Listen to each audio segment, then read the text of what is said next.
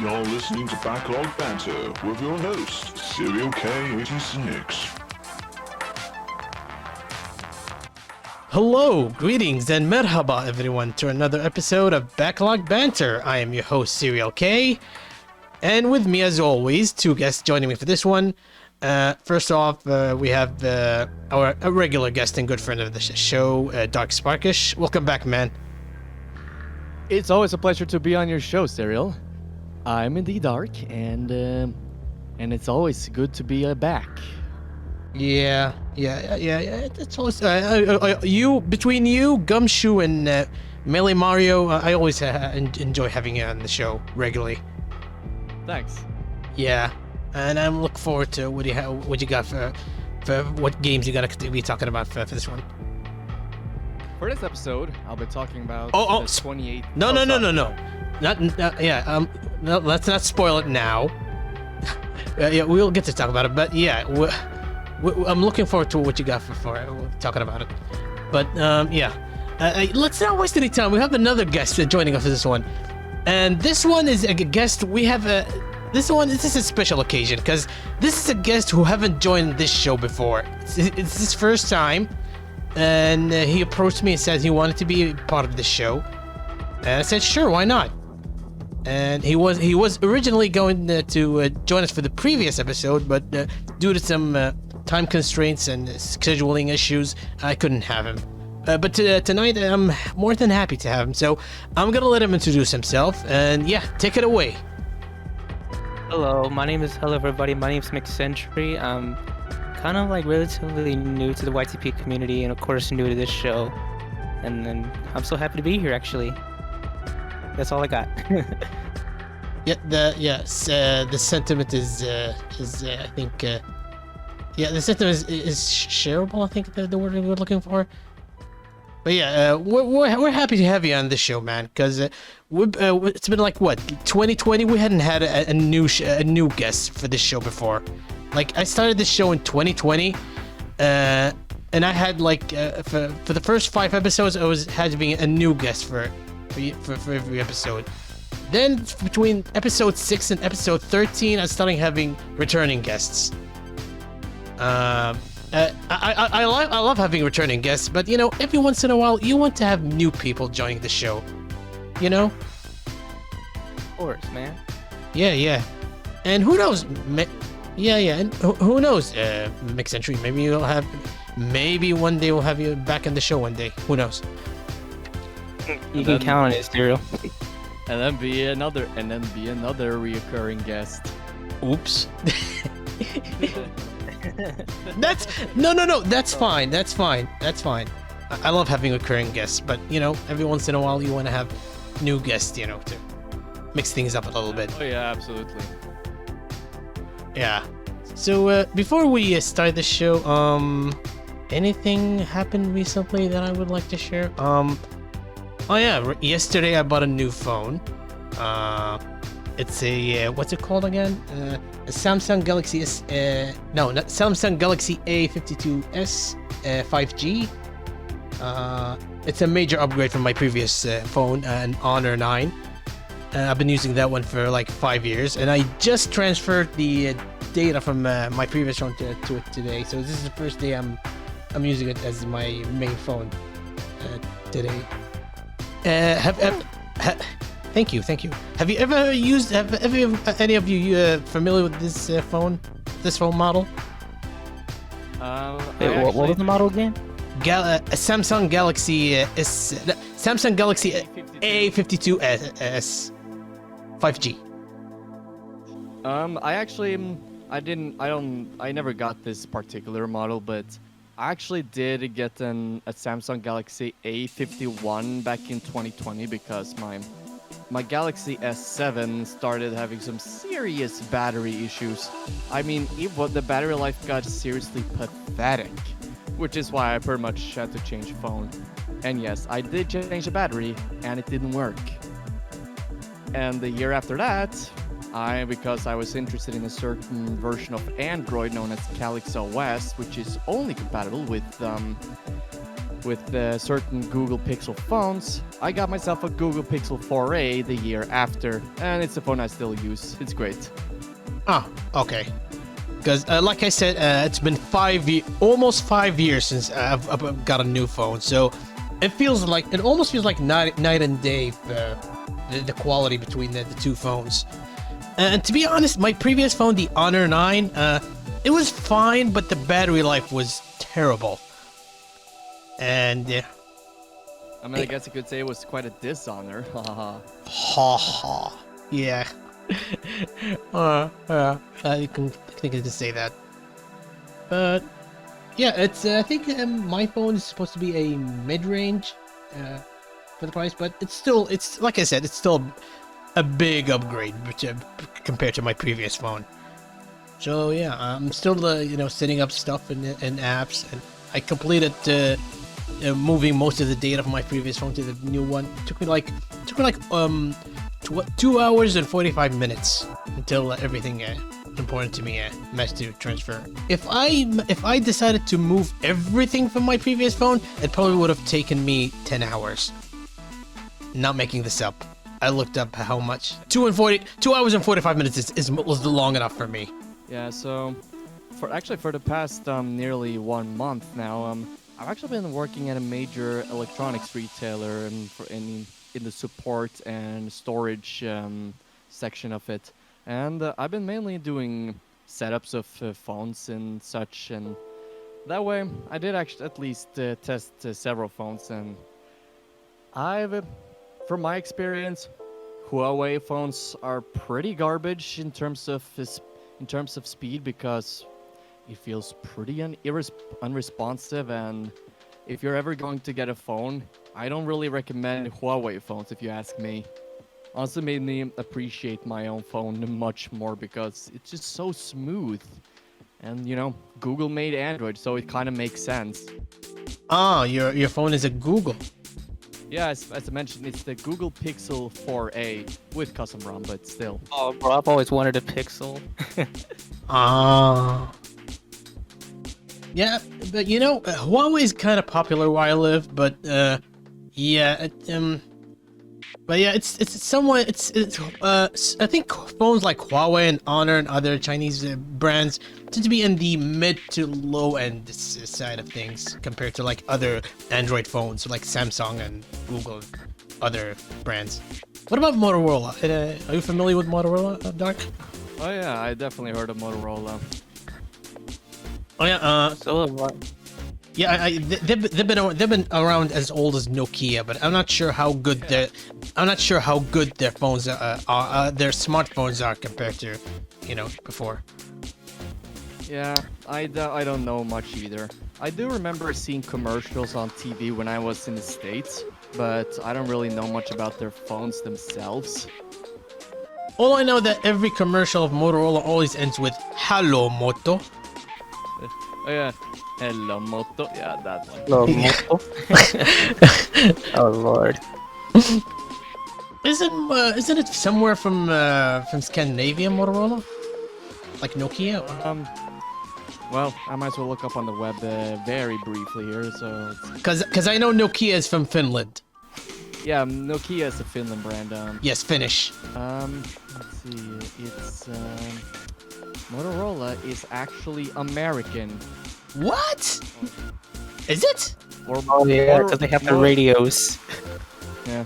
So Motorola was an American multinational telecommunications company based in Schaumburg, Illinois. Oh. Okay. Oh wait, there's a different. There seems to be a different Motorola. Though it is they do use it is the same logo that Motorola uses though, but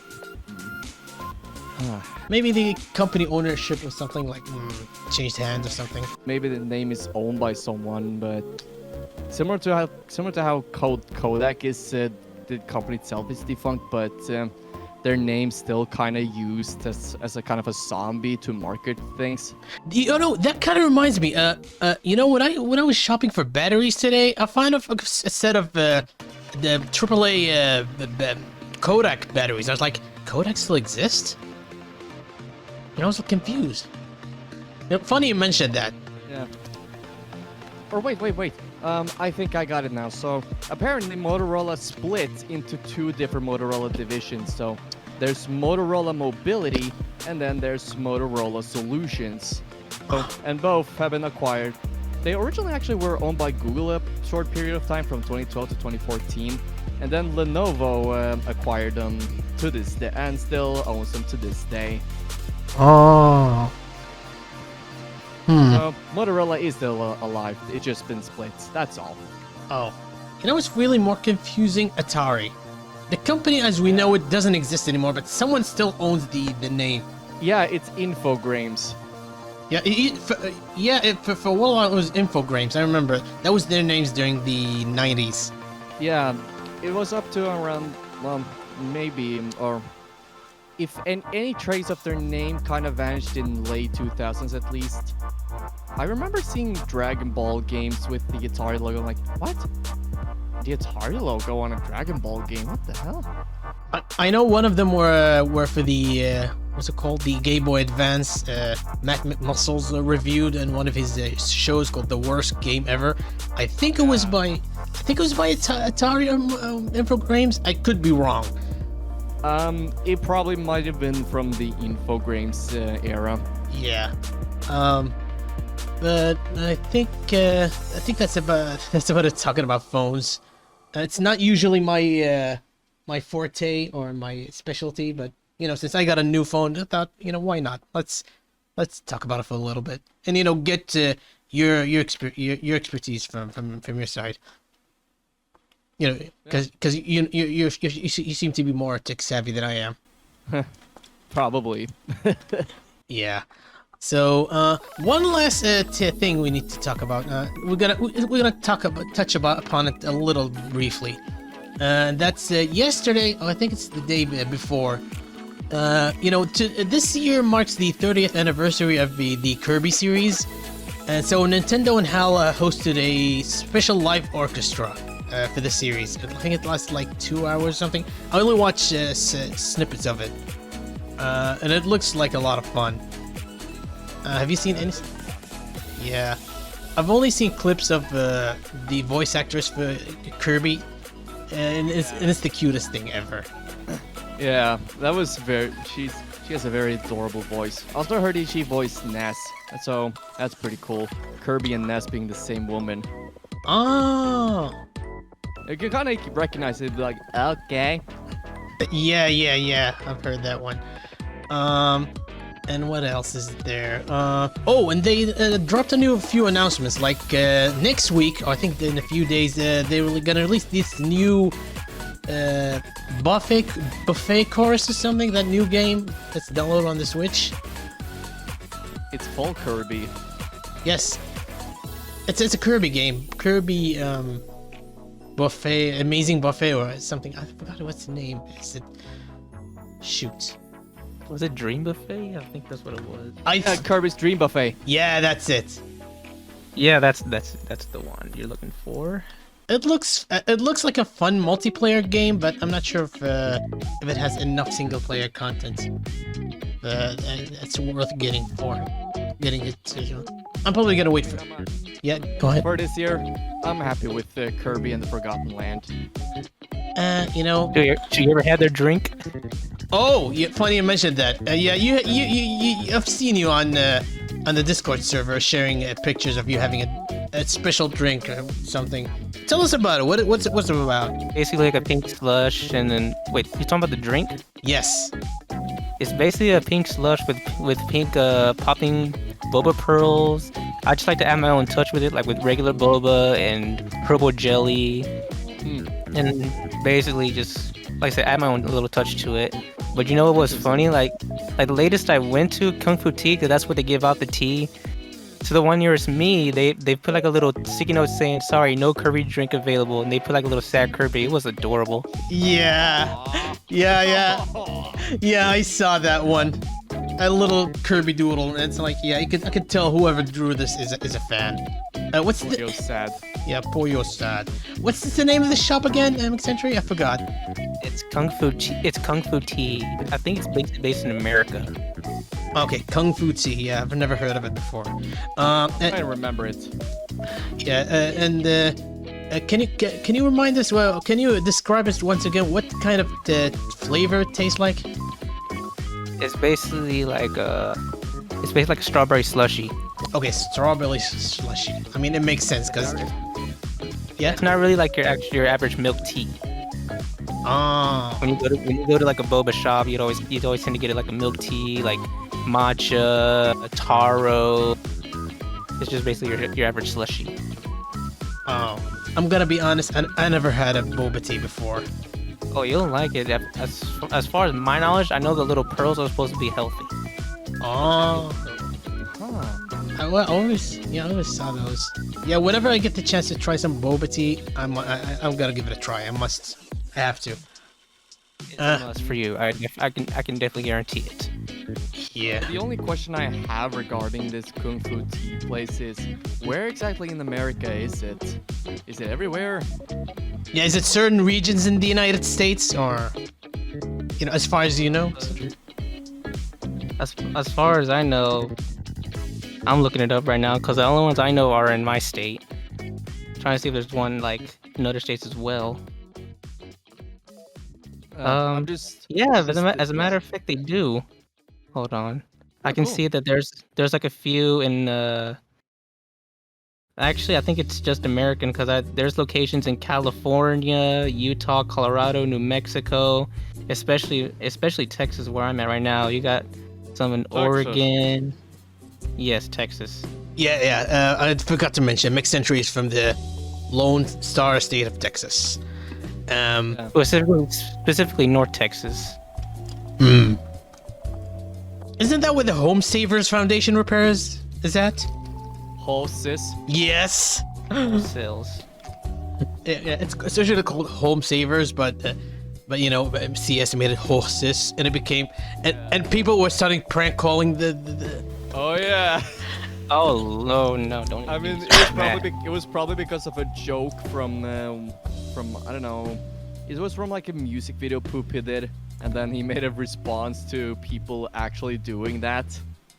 Oh, the what's it called? The Aerosmith one. Don't you? The Aerosmith one. Don't you call horses? Don't you call horses? Like, You know what? We got Crunchy. We have Funimation up here as well. Their headquarters is technically in my area, but until they merged with Crunchyroll, we got them as well.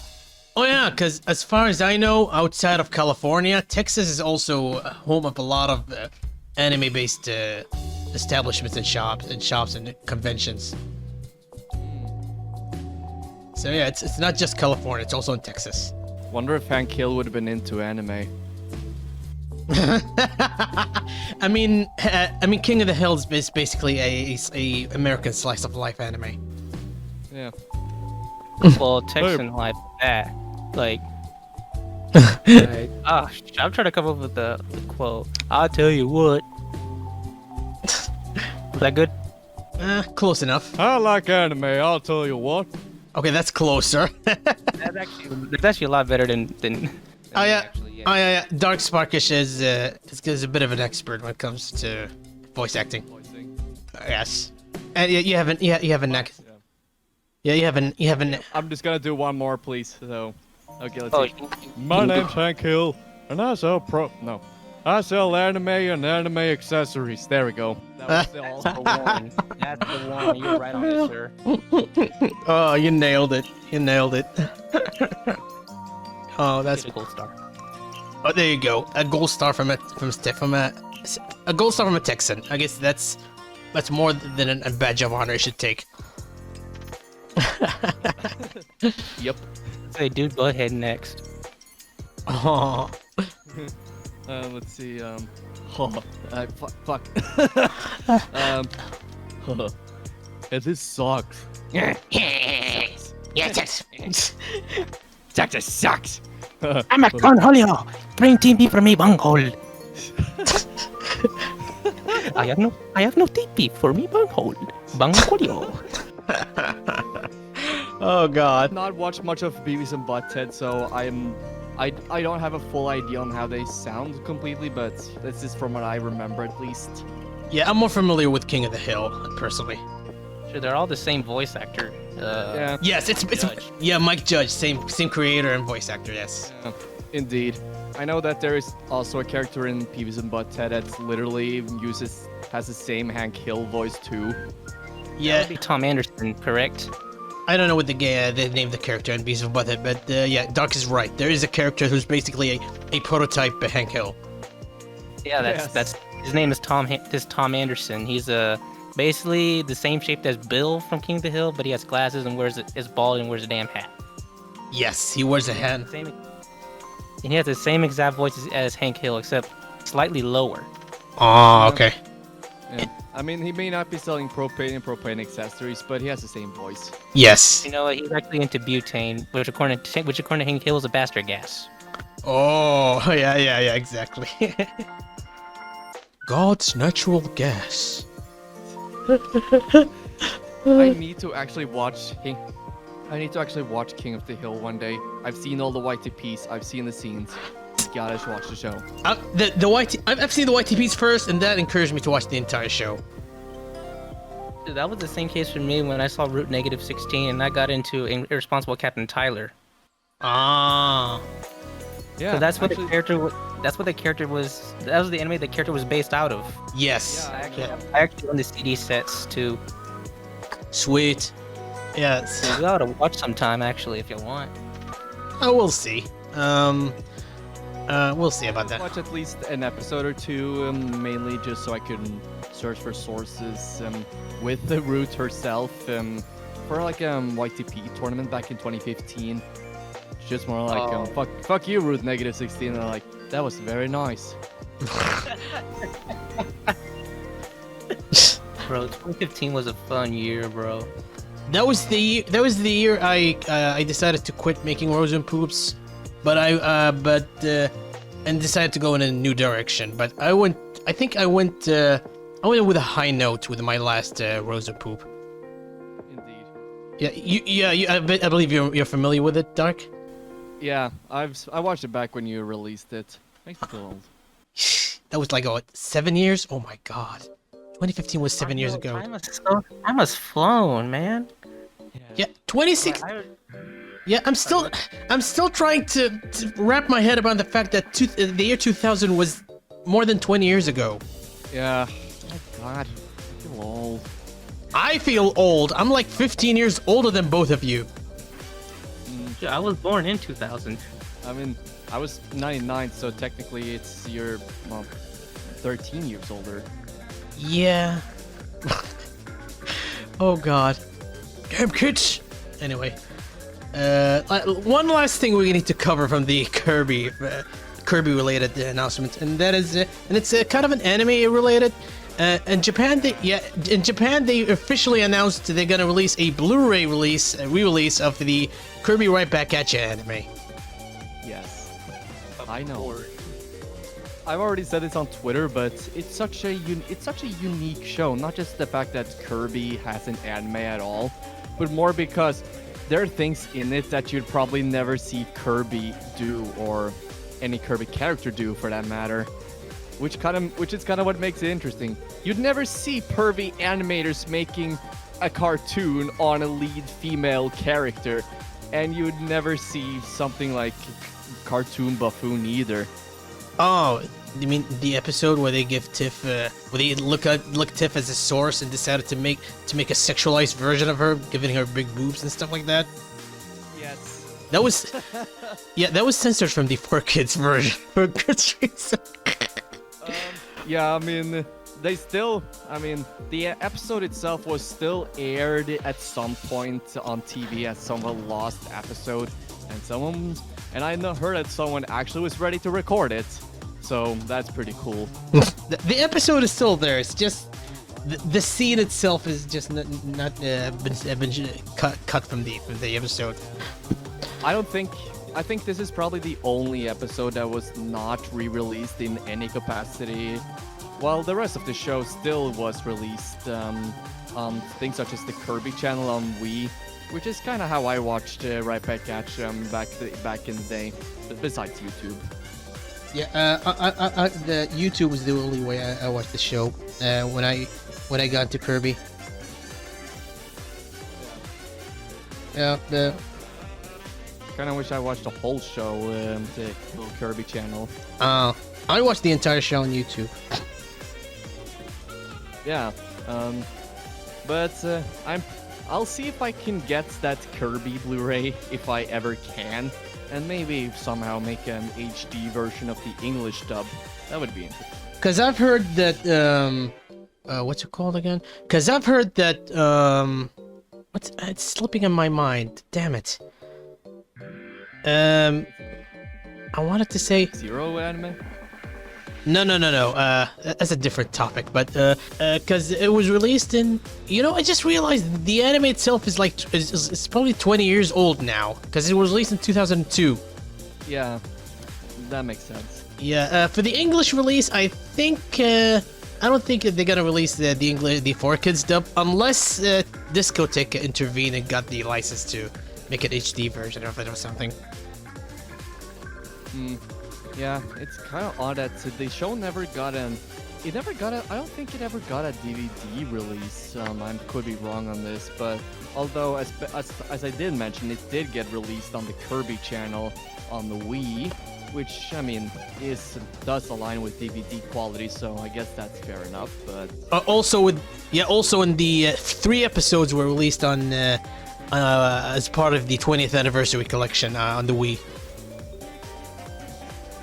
oh yeah, so Yeah. the episodes are kind of physically released, but Yeah, not much. yeah, that's about it. Yeah, that's about the equivalent of releasing like a volume of a show on DVD that probably kids will probably buy at a grocery store. Yeah, probably. Yeah, so who knows? Maybe I know. Oh yeah, I remember what I was gonna say. There's a bit of there's a bit of a split between the fandom on which version you should watch of the Kirby anime. Some say you should stick only with the original Japanese version with subs, and others are like said no, stick with the dub because the voices are amazing in the dub. How am I gonna cover that Kirby? I mean, yeah, it's goofy as hell. Alright. No, sir, I didn't like it. I only got one of the reasons I got into the anime, the Kirby anime, aside from getting into the games, was Gabe-chan, because he liked making YTPs out of that show. Yeah. Besides Uzumanga Daioh, he liked that anime a lot. Actually, my exposure to the anime was actually more because I just looked up out of curiosity on YouTube. I was just looking up Kirby cartoon, and that's when I found the anime. Yeah, so as mentioned, I pretty much just looked up on YouTube. This was back in 2007, and I was looking Kirby cartoon, and that's when I found the anime. It's also how I discovered other cartoons based on video games, such as the Sonic cartoons, the Super Mario cartoons, and Pac-Man cartoon, even, etc. Oh, that's another animated show Gabe-chan likes a lot. Yeah. The funny thing is that these episodes I discovered of Super Mario World and the Pac-Man show are kind of YTP materials, such as, especially the Pac-Man one, and also, or at least the Gabe-chan material more precisely. Yes. The one with wrench, That's not a wrench. That one. That one. I think I've seen a few episodes of the show way back before. I know some people like it on YouTube and stuff like that. Because before, when I was like between 5 and 9 and 10 years old, I used to watch a lot of cartoons and all kinds of animated shows, like 20s and 30s rubber hose cartoons, 80s and 90s anime, 80s American cartoons like Transformers and Spiral Zone and what else is there? And Mask. Because so you can tell I have a vast have a very, very, very decent cartoons when I was a kid. So I think back to Kirby. So yeah, Kirby, I think I've seen a magazine talking about it, and showing a couple pictures, but that's pretty much it. You know, up until I discovered YouTube Poop, I became a little familiar with the show. And then on 2015, when I decided to marathon the entire series, I had to watch the show in its entirety, and I love it. I think this year I watched like 20 episodes, rewatched 20 episodes from the show. I've yet to continue watching more of it. It's a good show. A bit it's I know it's beloved by the fans, but it's not something groundbreaking like Cowboy Bebop or something. But it's fun. It's cute. It's worth checking out. So yeah, Blu-ray re-release of the original Kirby anime. That's a huge deal, and who knows? Maybe we'll get an English re-release one day. We never know. Maybe the you mentioned the F-Zero anime. Funny enough, the English dub only lasted like 10 episodes, and before it got cancelled. I honestly wonder what would have happened if they actually got to the Falcon Punch scene. Oh, look, I'm gonna be honest. The show as a whole, the first half of season 1 is a bit of a slog. It's a little hard to get into. I really considered quitting watching the show because of that. But if you stick with it, it gets better at this. It gets better at the later half in season 1, and it gets even better at season 2. And it makes the final scene with Captain Falcon with the Falcon Punch worth it in the end. It's a great reward. So yeah, the anime itself is not bad. Like, it's not perfect, but it's okay. It's a good shonen anime. Yeah, it's not Naruto or something, but it's not bad. I'm not a hardcore F-Zero fan, but I'm familiar enough with the games that I know I can recognize some characters. So yeah, it was a fun show. I enjoyed it, and I hope it gets a DVD, an official DVD release one day. Because you're right. And when you told me I mentioned that on Twitter, and you told me about it. The show never got an official DVD release. It only was recorded from a TV broadcast in Japan. Yep. And got dubbed by fans, and that's how it's preserved for the time being. I mean, thank God for TV recordings. Yeah, I think when I used to watch Naruto back in high school, that's the versions I used to watch of the show back then. TV recorded versions. Yeah, I'm that old. Back when I used to watch anime on what's the name of that player? Real Player. Real Player. Yeah. That's how far I was into anime back then. Anyway, so yeah, the Kirby anime. Let's see if it's a good announcement. We'll see if this gets an English release, and who knows, maybe F-Zero, if Nintendo actually remembers that it exists, maybe the anime gets a DVD release one day. Because from what I've heard, it had low ratings. So, and I think the ending kind of teased that it's gonna get a sequel of some sort. I mean, the ending is pretty much conclusive, but it kind of teased another show, But that never happened. Interesting. Yeah. But, yeah, I think that's about it for the Kirby announcements and whatnot. And you're right, even if you didn't play the McSentry, are you still with us? You've been quiet. Yep, I'm still here. Yeah. What's the name of that game? Kirby's Dream Buffet? Yeah, that's the name. Kirby's Dream Buffet. Yeah. I'm probably gonna wait for Aunt Do to review it before I consider getting it. So we'll see. But yeah, if Forgotten Lands is the only Kirby game I'm playing this year, I'm more than happy, because Forgotten Lands is amazing. Yeah, it's pretty good. Oh yeah, I completed. I got everything. I think I spent like 2 months getting everything, beating the game, then getting everything to get to the true ending. So yeah, maybe I'll play it, do a second playthrough one day, but not now. But yeah, I love this game so much. maybe it's gotta be my game of the year if nothing else that comes after that's better. That's on the same level, if not better. So I guess that's about it for our casual talk.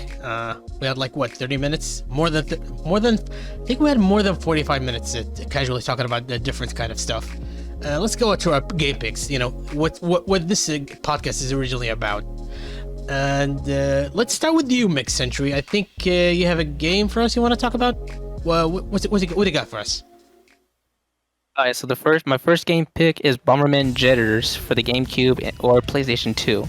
So the reason I picked this game is because I remember playing it back when I was like a toddler, pretty much. Because back then my dad used to be a bit of a gamer himself. I remember going to the living room and seeing like a Dreamcast, a GameCube, and a PS2 just sitting around. I remember my dad would be playing. We'd be playing games occasionally. I also remember this game being one of the games I used to play with him. And as for getting into the game, it's actually based off another anime series actually called Bomberman Jetters. The anime series is basically about a young white bomber who's in this intergalactic space force called the Jetters, hence the name Bomberman Jetters.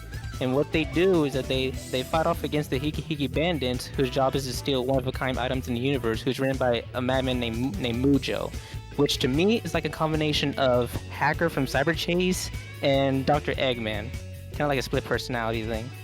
Oh. And it's also and the anime itself also serves more of like a serious and more coming-of-age story of the white bomber himself, ever since the disappearance of his older brother Mighty, who is also known as the legendary Bomberman. Oh. So going into the game, the game takes place when you have Dr. Mikado, like one of the mad villains, and you have Mujo and the Hiki bandits. They send a planet-sized rocket to the planet Bomber, known as the Dark Star. And then basically why they're sending it there is to destroy planet Bomber, and by simply just having the rocket crash into it. As a result, White Bomber is called up by the Jetters, more specifically Shout, seems like a weird name, to go out to the Dark Star and stop the rockets. And along the way, he has like a recurring villain known as Max, who's basically a masked villain in the anime series that White Bomber tends to think is his older brother in disguise because of the way he throws his bombs.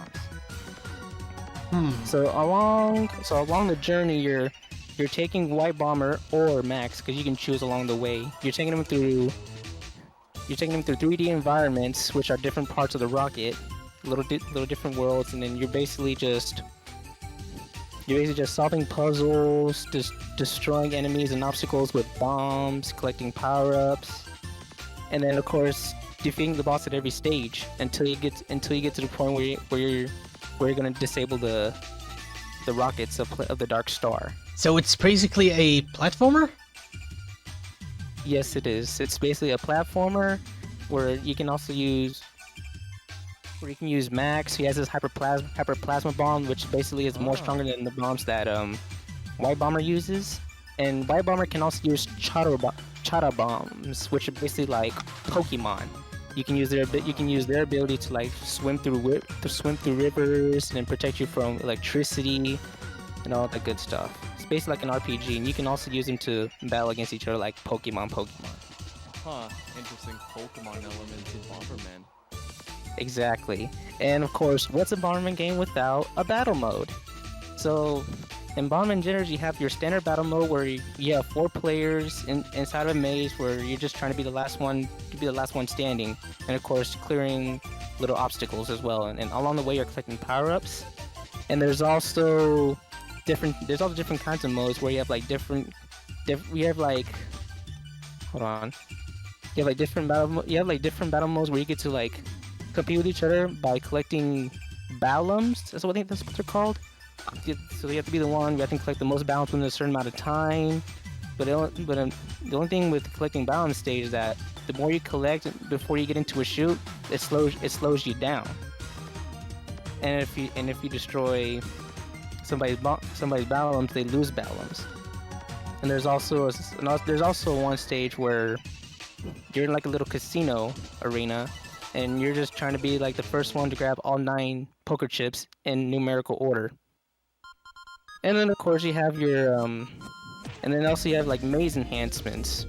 If in the standard mode, you can to where it becomes more slippery and you have more obstacles facing your way, or you're dealing with weather and yeah, there's also what's a Bomberman game without a battle mode? Especially a battle mode where you can have enhanced mazes and different modes of battling besides your standard battle mode. And other facts I wanted to point out about the game or the anime series itself: the anime series did not include an English dub because of parents conflating the series with acts of terrorism. How it would somehow get their kids into like committing acts of terrorism when they grow up, because hello, it's an anime about throwing fucking bombs and blowing shit up. Also, it was it was released in the early 2000s, so yeah, not a good time. It was basically released the same year as, Kirby's Right Back at You, 2002. Yeah, like I said, early 2000s. Yeah, not a good time for that sort of content. Yeah. Anyway, but luckily we were able to get an English dub in the game. That was it. Ah, okay. But the voices were kind of off because you have Shout, who's basically how can I put it? Because in the series, Shout is like really bossy, and then Bomberman is like the fucking lazy one. Oh. And of course she's having to deal with him, and then in the game, she's acting like Bomberman's mentor, and Bomberman's like mature now, even though he's still at that age. So they completely mess up their characters in the games compared to the anime. Especially the English dub, to be more specific. Exactly. There were complaints about their voices too, like by many people, how they were like off compared to the actual anime series, where you don't have an English dub, just a Japanese dub with English subs. Ah, okay. Yeah, I think that's about it for my first pick. Do I go straight to my next pick, or what? Oh, I just remembered something about this anime. Isn't that the one where it has a music track that sounds like a straight up rip-off of the Seinfeld theme? Yes, it does. I noticed that when I first saw it too.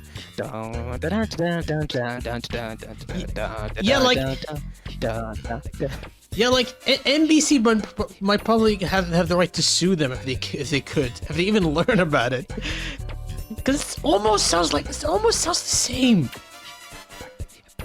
Like it's basically the Seinfeld thing, but in just anime perspective. Yeah. I mean, it could. There is a possibility. Could be a coincidence, like with there's Ken's theme from Street Fighter 2, which many compare to a song from Top Gun, but the composer Yoko Shimomura confirmed that she actually didn't know about the coincidences until people told him about it. So maybe, but if it's too good to not be a coincidence, then maybe not. And I think there were like more than 2 anime shows based off of Bomberman, or am I mistaken? I think Bomberman Jetters was the only one, according to my knowledge, the only anime show associated with Bomberman. Just like how you have anime associated with Kirby or Sonic or Mario. Because yeah, Sonic has more than 1 animated shows. Same with Kirby. No, Sonic has more than one animated show. Same with Mario. But Kirby has only 1, and I think Jetters is the only one, the only anime based off of the Bomberman series. As far as my knowledge, yes. Let's see, and I think this was in the early. The game was released in the early 2000s, so this was around. This is before Hudson Soft were bought by Konami. Konami. And Konami.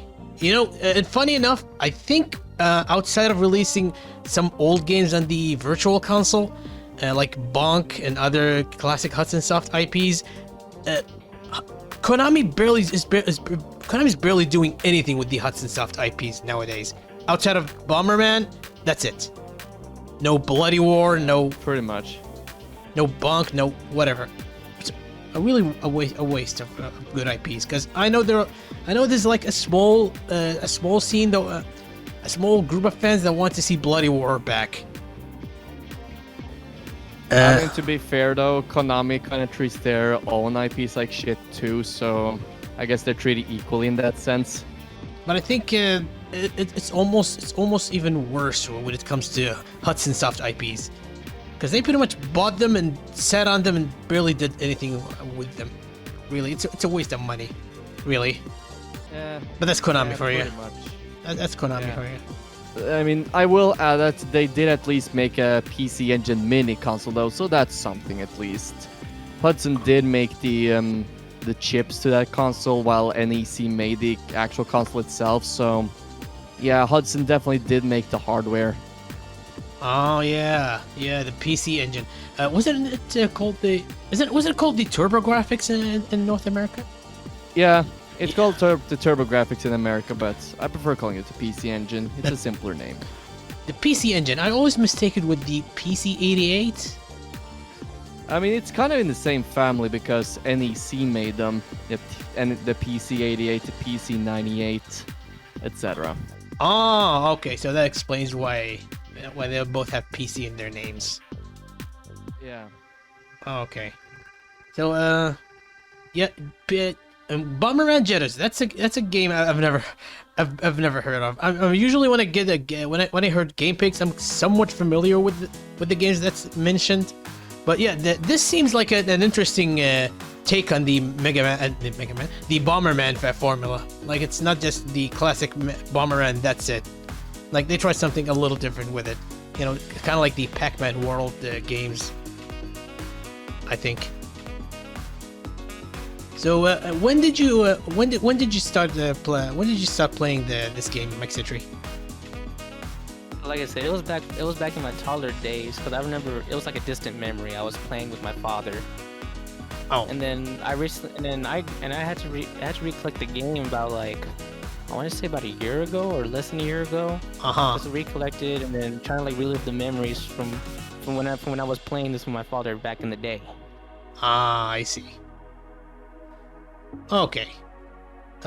Which version you got? The PS2 or the GameCube one? Because I know it's on both consoles, but it's the GameCube version I have at the moment. Ah, I see.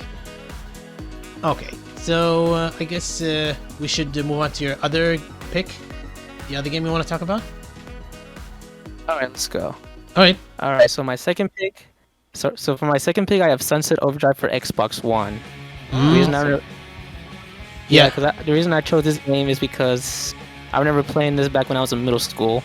Like, I was just so crazy about it back when Xbox One back when Xbox One was first coming out, and I've always wanted an Xbox, 'cause I never had an Xbox in my life.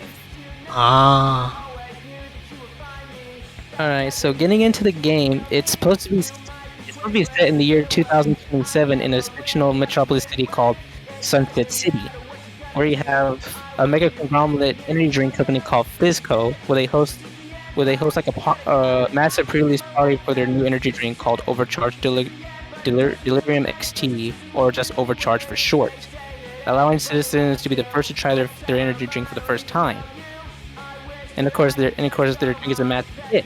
And in an attempt to sell it faster, Fizco decided to skip health regulation protocols and rush through testing, leading to the drink becoming so toxic that everyone who drinks it transform into ODs, which are basically overcharged drinkers, where you have humans turning into boil-covered mutants. And then, in order to cover up the deception, Fizco just claims a viral outbreak that has happened and quarantines the whole city and preventing anyone from entering or exiting.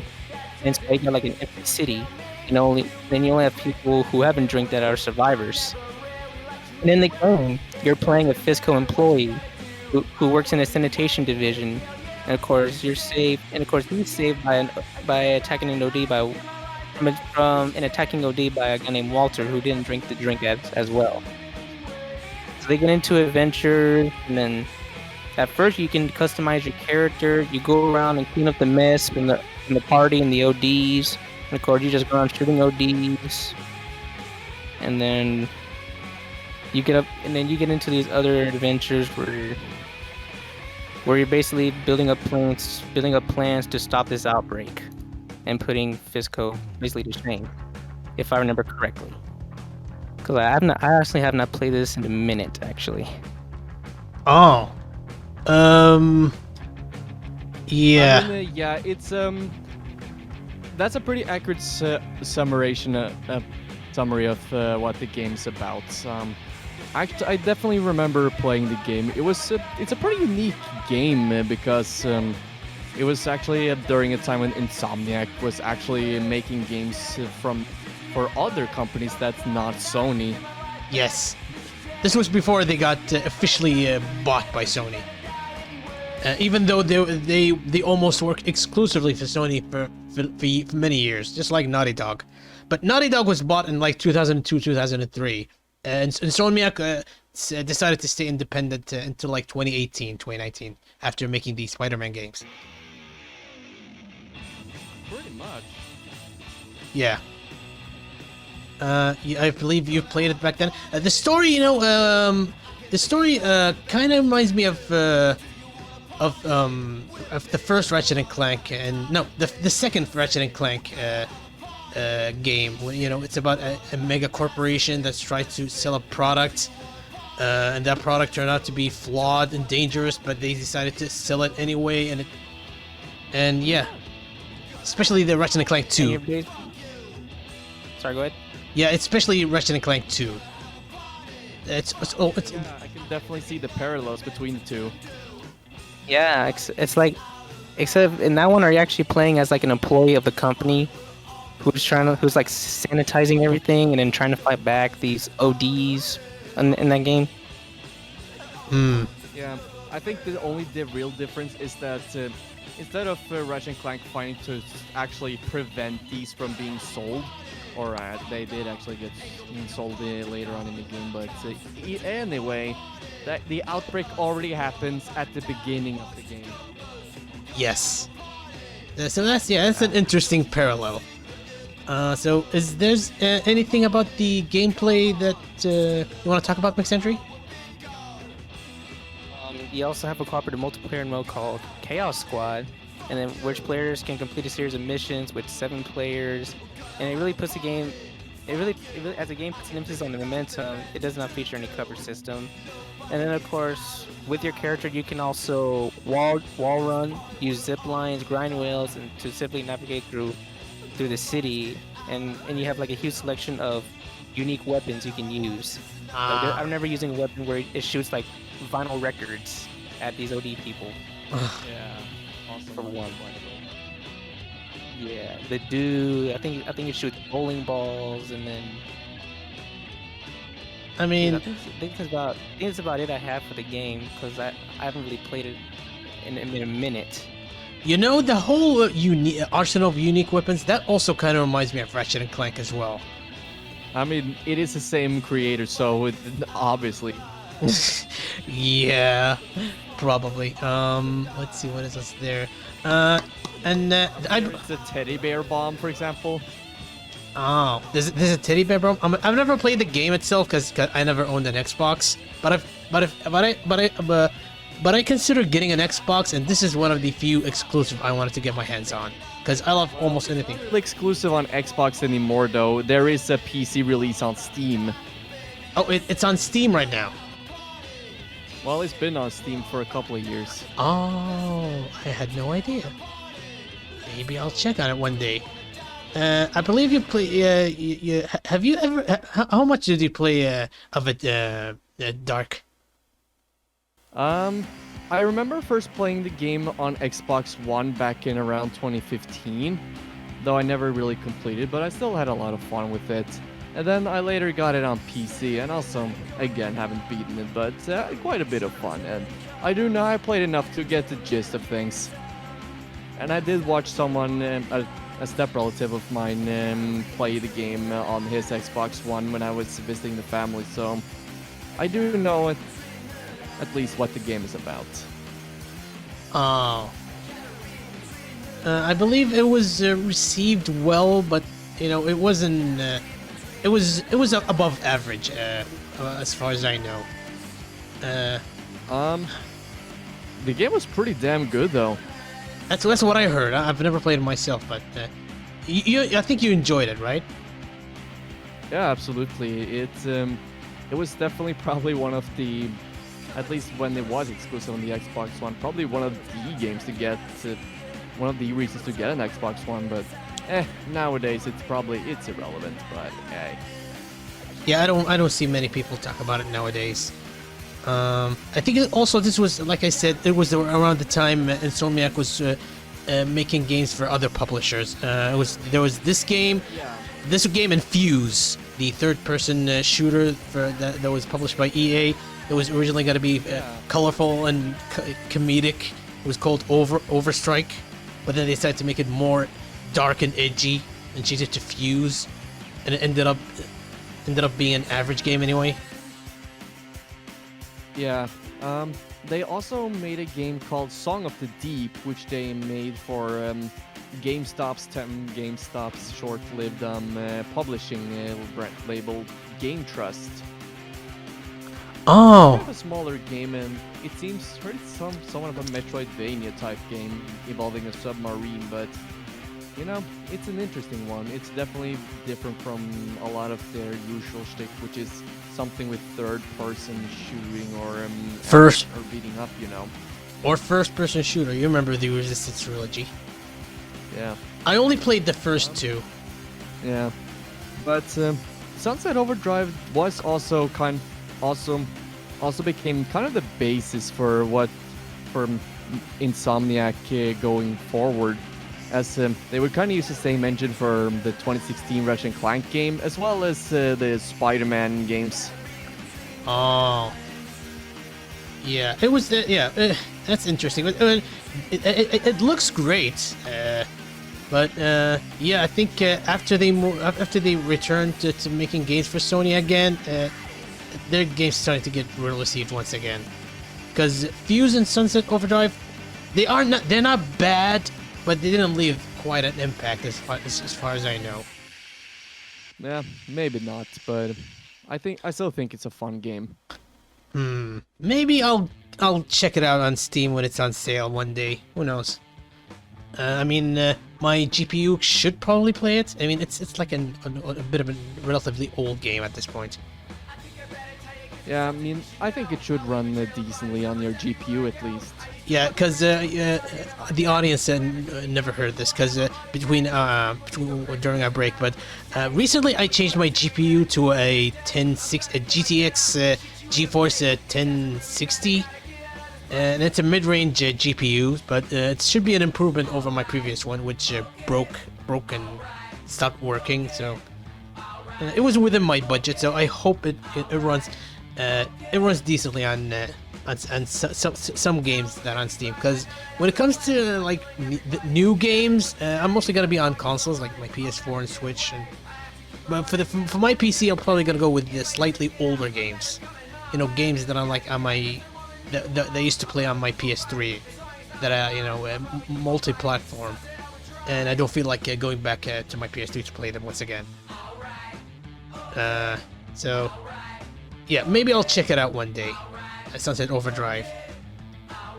Who knows? Maybe I'll like it, because I like the fact that you can customize your own character. I'm a sucker for that aspect, character customization. I'm a sucker for character customization. And custom-made weapons, of course. And the weapons. The weapons look interesting enough to try it out. Okay, so that was those were McSentry's picks. Two interesting, completely different games from each other.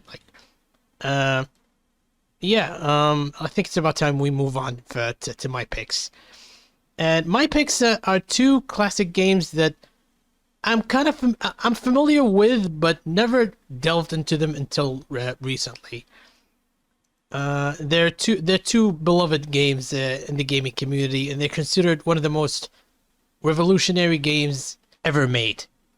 Of course, I'm talking about Super Noah's Ark 3D. No, okay, I'm just kidding. I'm talking about Do. talking about. Supernova's Arc 3D is revolutionary. Is it? Haven't you heard of headlines? Nah, just kidding. We. Wasn't it a ripoff of Wolfenstein 3D anyway? It was a copy of Wolfenstein 3D. Yeah. Anyway, yeah. So yeah, I'll be talking about Doom, the original 1993 Doom, and Doom 2 Hell on Earth. So quick history before we talk about these two games. My history with the Doom games, the Doom series in general. So around 1994, I think it was 1994 or 1995, we used to have PC classes, and now the PCs we had in the PC room, they had a Doom game installed they had Doom installed on them, and yeah, that was the first time I was introduced to Doom. I never beaten the game. Awesome. I know, it's out there. I never beaten the game, and there was no sound when you play the game. Anyway, there's no there's no sound speakers. You hear the games, the music and the stuff like that. But yeah, we pretty much played on keyboard on keyboards. I think I don't remember if we used mice when we play the games. But yeah, they looked great it looked great. For the longest time, I thought it was Doom 1, but later on, I discovered it was actually Doom 2 that we were playing. So yeah, Doom 2 was actually the first Doom game I ever saw in my life. And yeah, aside from that, I had pretty much no other experiences with the Doom series up until 2016, when the Doom reboot came out. I saw gameplay footage, I saw reviews, and I tried the demo, and I liked what I played.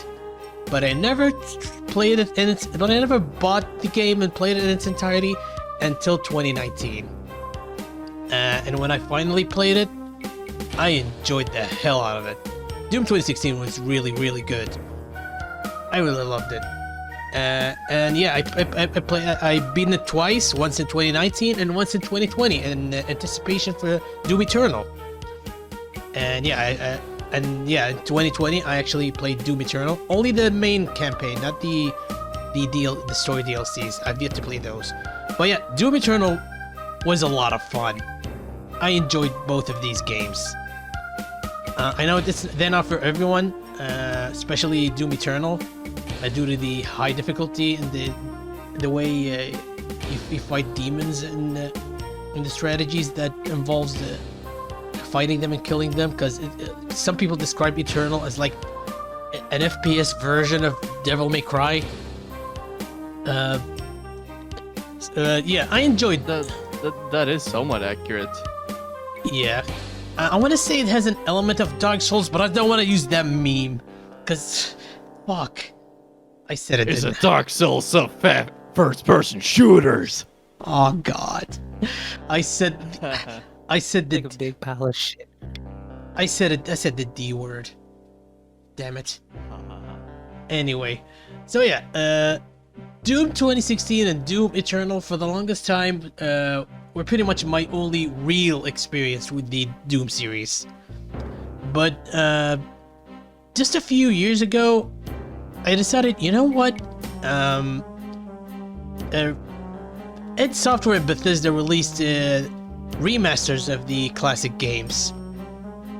And I thought, you know what? Maybe it's about time I give these games a proper playthrough. And so I decided to go with two of them. That is, like I said, the original 1993 Doom and Doom 2. So both games were released, like I said, 1993, 1994, respectively, by id Software, a small team of former members of a computer company called Softdisk, comprised of John Romero, John Carmack, his brother Adrian Carmack, and Tom Hall. And their work not only credited to the birth of first-person shooter genre of games, but also the technological advancement of game development on PCs, which was severely limited at the time. I believe the first game they made was the first few games they made before Doom was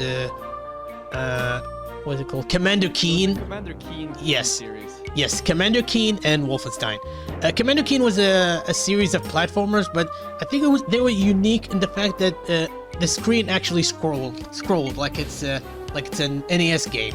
That was something that Yeah, was. I mean, it was smooth enough, not like 60, but you know, smoother than other DOS games, which was like almost non-existent. Yes, because like I said, game development on PC was really primitive at the time, and its software was pretty much pushing the boundaries. I think they offered Nintendo to port the Super Mario Brothers at one point, but they declined. Yeah, it was Super Mario Brothers 3 actually, and they actually made a little prototype show which impressed them, but they declined because I think I believe it's because, you know, they don't allow publishing on PC, so yeah. Yeah, because before. Porting their games on PC. Yeah. They still allowed educational games though, but yeah. Yeah. Because before they had the NES, Nintendo used to allow companies like Atari and Coleco to port their classic games like Donkey Kong. Yeah. But yeah, ever since they got into the console market themselves, yeah, they almost never allow other companies to use their IPs, except at one time where they allowed Philips to use Zelda and Mario for the CDI. And I saw the princess invite us. Gay Luigi. Anyway, oh god, we're not gonna turn this into voice impressions. Anyway, you get the gist of it. Anyway, like I said, they made the Commander Keen games, and in 1992, it released a game called Wolfenstein 3D, considered by many to be the grandfather of all FPS games. While it was a commercial and critical success for its time, and a great showcase of its technological capabilities, it wasn't as groundbreaking as the game that came after it. And that is 1993's Doom. Not only this game was the true next evolution to Wolfenstein 3D, it was the revolution that set the foundation and blueprints for all first-person shooter games that came after it to follow. In other words, Doom walked so Duke Nukem, Halo, Half-Life, Call of Duty, Overwatch, and many others could run. All thanks to the id Tech-1 engine, better known as simply the Doom engine. So do you have any background or ideas about the Doom engine, Dark? So one thing I do know is that, contrary to what some people would believe, the engine is actually not real 3D. It's actually a form of a rasterization, which is meant to be a form of 3D, which is kind of meant to imitate it, but it's not real 3D rendering, surprisingly enough. That's at least one thing I can say about it. So kind of like the Mode 7 on some of the NES games. Because both of them give the illusion that it's 3D, but it's not. Yeah, but it's a form of fake 3D. Similar can be said with the build engine, which is the engine that games such as Duke Nukem 3D, Blood, and some other mid-90s first-person shooters used, which is also not real 3D, believe it or not. Yeah, real 3D didn't happen until the 5th generation with PlayStation and. I think Quake is one of the first games to be in true 3D. Oh yeah, funny you mentioned that. I didn't mention Quake. Quake was also one of the early FPS games that I played back in the 90s as well. But I only played like a little bit of it. Like I said, only on a keyboard. I don't know if I used a mouse, and it was only remember that it was hard. So that I never beaten it before, like but the first 1 or 2 levels. Yeah, I think Quake is the game that where you'll actually see its DNA in more recent games, though, because such as the Source engine is based on, and is kind of based on the Quake engine. So you'll definitely see traces of Quake in even modern games such as Apex Legends, CS:GO, and some more. Oh. But anyways, you could. No, that's You some fascinating piece of information that you dropped. Okay, so that's interesting. You know, Quake is a series, is a game, especially the original one is another game, a classic id game that I might try to get into it one day, but who knows? Anyway, back to Doom. Back to Doom 1, to be more specific.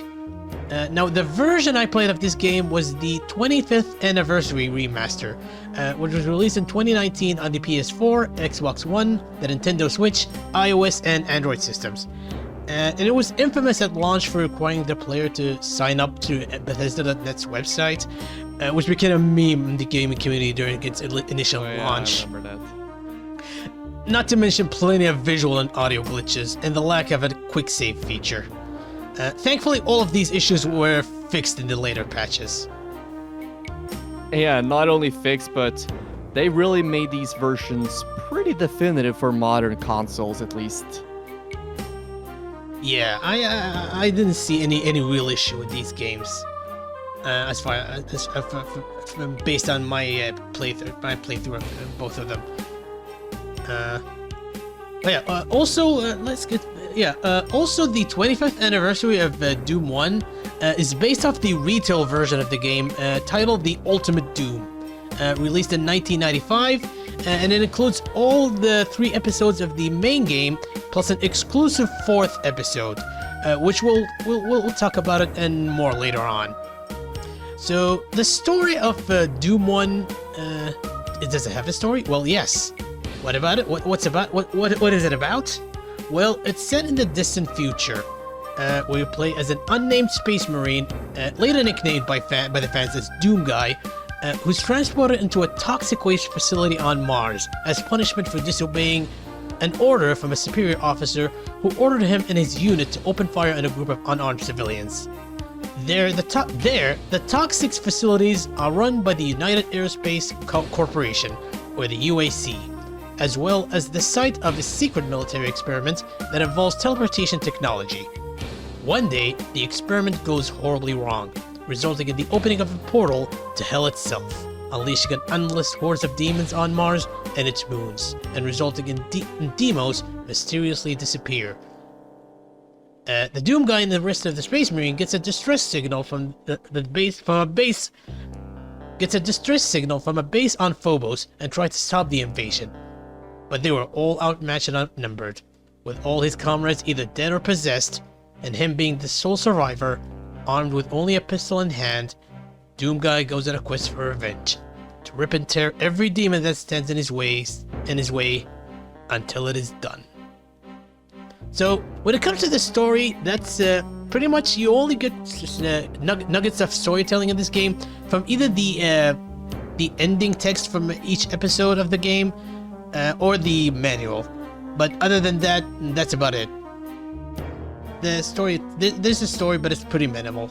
But what do you expect from a company comprised of someone who said once that video game stories are like stories in porn? I'm talking about John Carmack, by the way.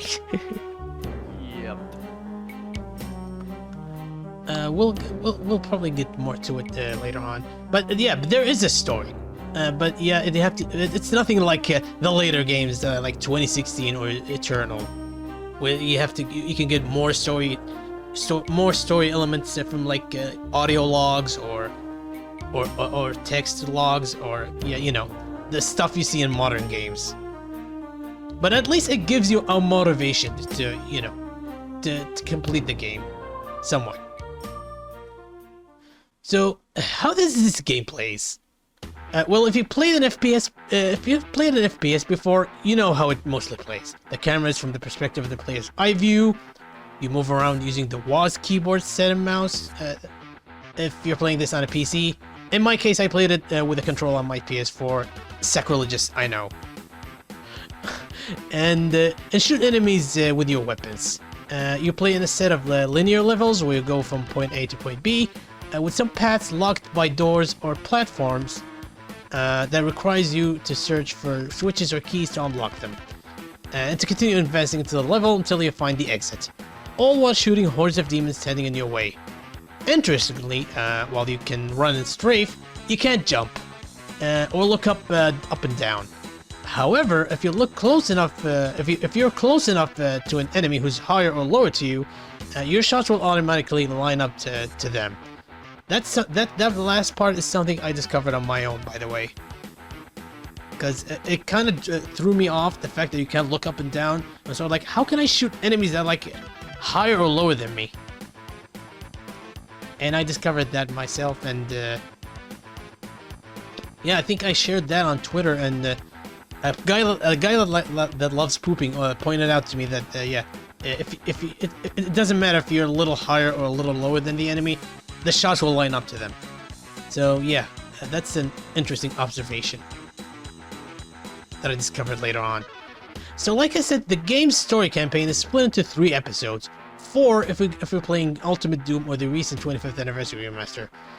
Each episode has 9 levels, 8 main levels, and a 9th secret level that can only be accessed by finding a secret exit in one of the levels.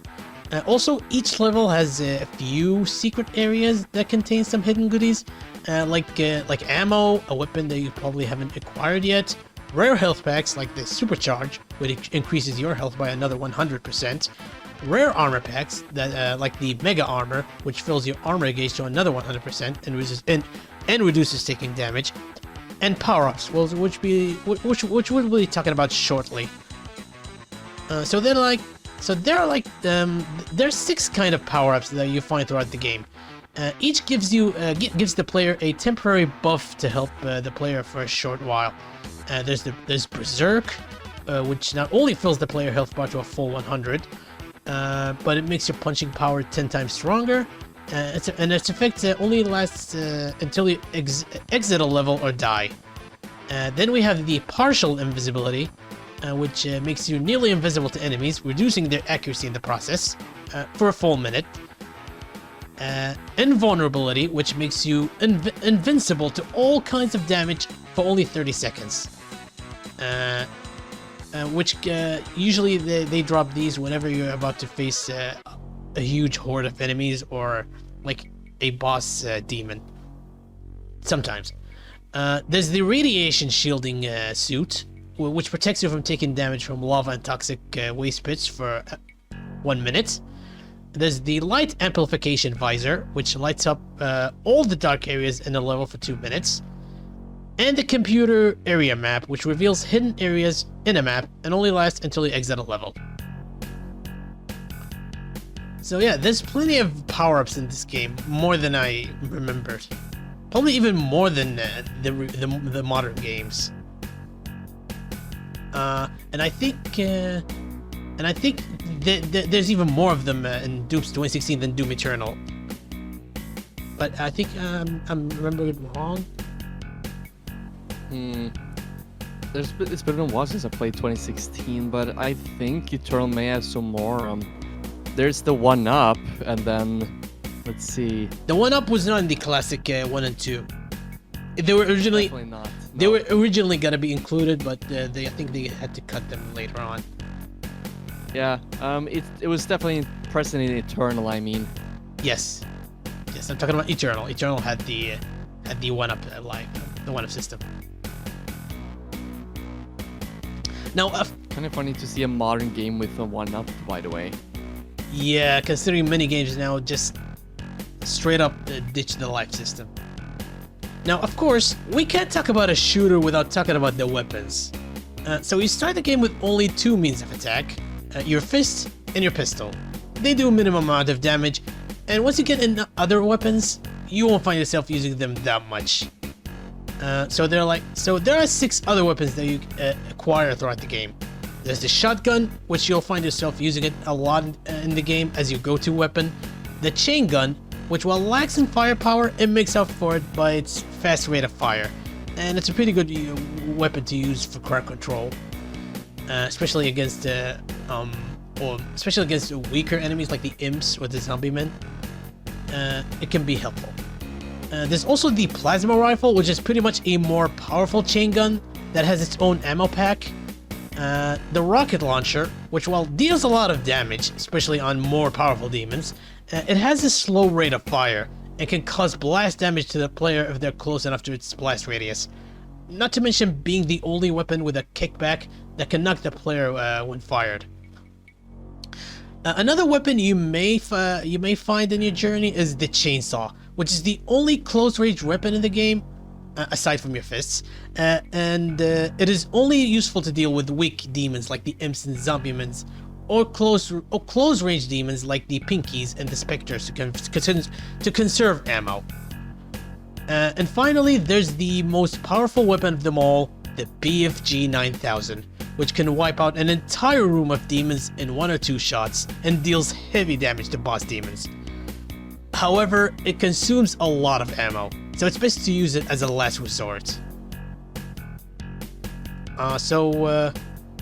When it comes to weapons, what are your favorites, Dark? Oh, my favorite weapons? Yes, your favorite weapons from Doom 1 at least. Yeah.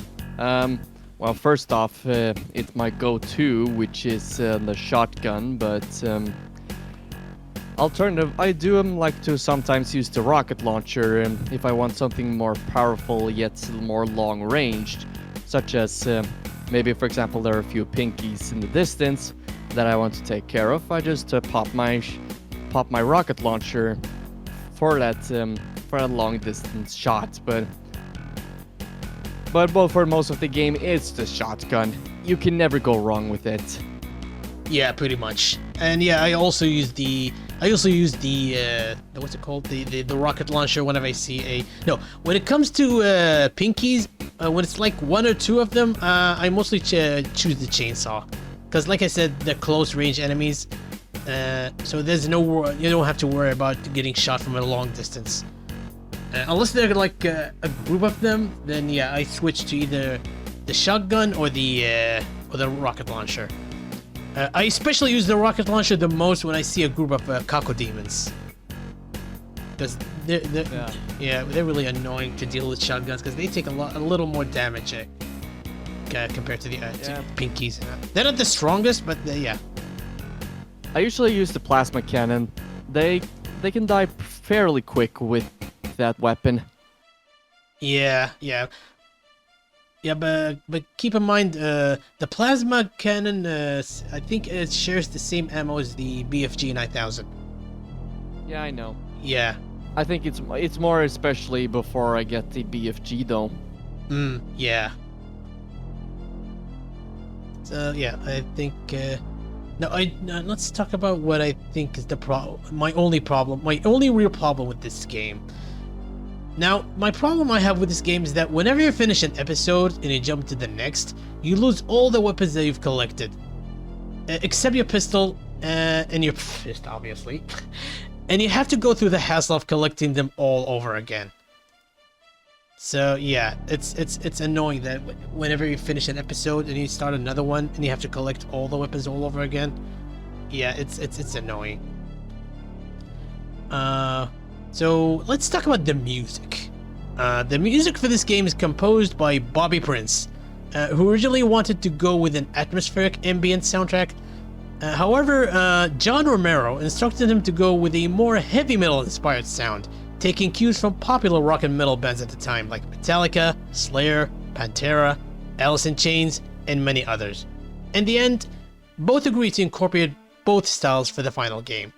My personal favorite, of course, is the iconic At Doom's Gate, obviously. It's pretty much the Green Hills of the Doom series. Yeah, pretty much. Yeah. There's the Imp song, Suspense, I Saw the Demon, Intermission from Doom, Donna to the Rescue, and Facing the Spider. Overall, it's a damn good soundtrack, worthy of all the praise it garnered throughout the years, in my opinion. For more of the soundtrack, let's hear more from our resident retro video game music expert, DarkSparkish. Anything you want to add to what I said? Yes. So, as for my favorites, I think it would from this game at least. Some of them include a Sign of Evil, mainly because of its rather somber and atmospheric sound, which doesn't quite match it, but and then there's also the 32X version, which sounds like literal diarrhea, which is why I usually like to call it Sign of Diarrhea. But then there's also Sign of Evil. Oh, I already said it. What the fuck? Anyways, I Saw the Demons. Yes. Which is probably awesome, which I also really like, mainly because it's probably the long one, which is the longest before it starts looping again. And another thing I want to add before concluding my thoughts on the music is, I would like to recommend the IDK. Let's see. There's a version of the Doom soundtrack composed by Andrew Holsholt, which is known as IDK FA, which is kind of a remake of the Doom OST composed in a modern style, and honestly, it's amazing. You can even use that soundtrack. You can even play that soundtrack as a mod in the PC version with GC Doom. And it's honestly, I'm definitely not playing Doom without that soundtrack. It sounds amazing, while still respecting the game's original style. Yeah, you've mentioned, what's the name of the composer who remixed the soundtrack? Andrew Holsholt. Isn't that the guy who worked on the soundtrack for the Doom Eternal DLCs? Yes, it's the same guy. He has also done He has also done the soundtrack for some other modern retro shooter revival things, which includes a Medieval, Dusk, and also Quake Champions 2, which is kind of the hero-based Quake shooter, which is still in the style of the classic Quake first-person shooters. Oh, so composing games for boomer shooters is not something strange. It's not something new to him.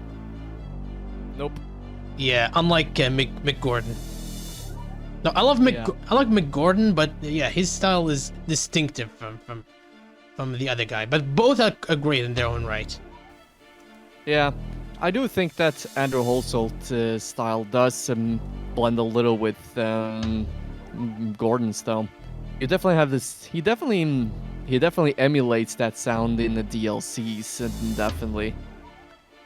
Oh, does he also try to turn a lawnmower into a guitar or something? Well, I haven't paid much attention to them, but it still sounds rather. The guitars still sound rather similar, and I definitely still got that modern Doom feeling. So, I mean, he did good. Oh, okay. Okay, so yeah, well, I think we both agree that Doom 1 has an amazing soundtrack overall. Yeah. Okay, so I think let's I think we're almost done with my thoughts on Doom 1, but let's talk about the 4th episode. So anyway, episode 4, titled Die Flesh Consumed, was made exclusively for the Ultimate Doom, the 1995 retail version of Doom 1. That was published by GT Interactive. Now, story-wise, it's supposed to be to be set between Doom 1 and 2, the latter which came out a year earlier in 1994. I'm not going to elaborate about it any further when it comes to the story, because spoilers, Die Flesh Consumed quote-unquote story has no real bearing on the story of Doom 2. If you played the original 3 episodes of Doom 1, you're good. But the levels are fun, so there's that.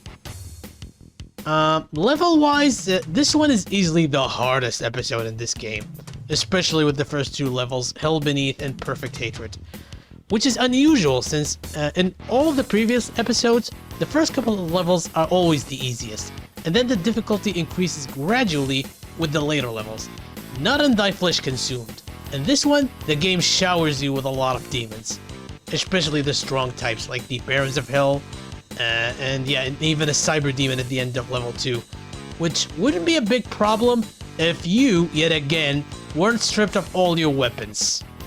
And keep in mind, I was playing this game on the Hurt Me Plenty, the standard difficulty for this game. So I can't imagine playing this on Nightmare. Luckily, the later levels are notably easier in comparison. And the game supports quick save, which really helped me in this one. So I kind of like the challenge, and I did ended up having fun at the end of the day. Sure, it kicked my ass, but I had fun, so it wasn't that bad. I think you have similar thoughts about episode 4, or? I didn't say anything about episode 4. I think it was probably Biodegradable, who's kind of more of a Doom enthusiast than me. Oh, shout out to Biodegradable. I had a lot of back and forth conversation with him on Twitter because he's more of an expert when it comes to the classic Doom games. For those who don't know, Yeah, indeed. yeah, for those who don't know, Biodegradable was a YouTube pooper who turned professional freelance video editor. He currently does video editing for a lot of notable YouTubers like Wang and The Right Stuff and other YouTubers out there. The right stuff. Is it the right? The right opinion. The Right Opinion. Sorry, I'm sorry. I messed up. The right stuff. I don't. Alright, still. I messed up his. I only watched like a few videos of him, and then I forgot his name. I think he was like the first YouTuber that Biodegradable worked with, and yeah. Ever since working with the Right Opinion, not The Right Stuff, yeah, he started making videos for other known YouTubers out there. So good on him. And yeah. And now he's going to edit YTP Lil Wayne for my YouTube channel. Sorry. He's gonna edit what? I was making a joke about him. I was thinking of a joke about commissioning him just to make ironic YTPs for my YouTube channel. Oh, you think he takes YTP commissions nowadays? What? Never mind. No. Yeah, he doesn't do YTVs anymore. I mean, he said he'd like to come back to make them one day, but his schedule is currently full. So yeah, it's probably gonna take a while.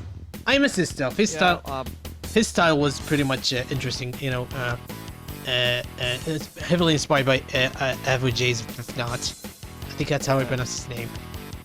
And yeah, that guy's name's odd to pronounce, but anyway, yeah. Yeah. So yeah, shout out to Biodegradable if you're by any means watching this, listening to this, yeah, leave a comment. Yeah.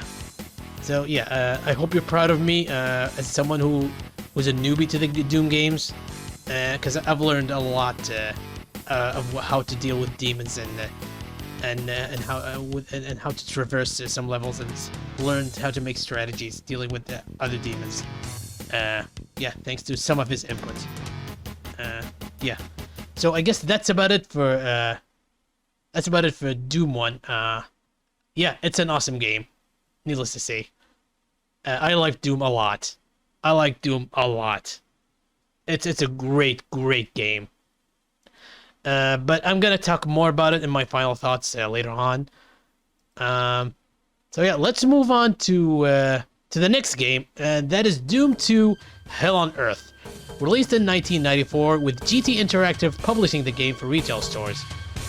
Now, the story is set immediately after Doom 1, in which Doom Guy, after defeating the Spider Mastermind, who orchestrated the Mars invasion, was teleported to Earth, in which he discovers that the forces of Hell have begun a full-scale invasion of the entire planet. And worst of all, they killed Daisy, Doom Guy's beloved pet rabbit. And so our hero must go on a quest to save the Earth and kill every single demon that stands in his way. After all, someone's gotta pay for the death of Daisy. You know, funny thing is, Daisy's referenced in Doom Eternal. Like, there's a portrait of the Doom Guy with him holding Daisy in one hand. And I think in his Fortress of Doom, you can see a pet rabbit's cage in there. So that's kind of cute. Yeah. Yeah, it's made for, it's obviously made for laughs, but it kind of gives him some sort of a character, a somewhat of a depth of humanity in him. That, you know, he's not just a mindless killing machine. Yeah, absolutely. Yeah. Now, Fighting for his own little bunny rabbit. yes. Now, unlike Doom 1, Doom 2 has only one story campaign made up of 30 levels, which only has 2 secret levels, making it a total of 32 levels.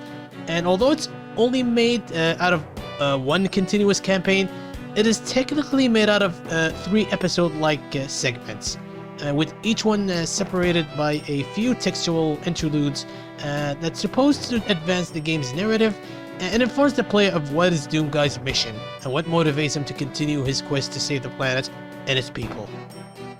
Spoilers, it has to do with Daisy. It probably is. And unlike Doom 1, you don't get booted up to the main screen, or lose all your weapons that you've collected throughout the game, unless you died or forgot how to save. So that's one issue that I had with Doom 1 solved in Doom 2. Now, level-wise, Doom 2 follows pretty much the same formula as Doom 1.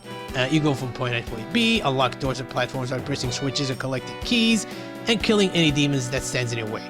However, a lot of the levels in this game are notably bigger and wider than before, which is why when this game came out on DOS back then, it required a slightly more powerful PC than before. Personally, compared to Doom 1, Doom 2's levels were a bit of a mixed bag in my opinion. Some were good, but there are plenty of levels that are either too bland or just not fun to play at all. And yeah, like I mentioned before, this sentiment is pretty much shared by Biodegradable, who's also like I said, a veteran Doom player. Yeah.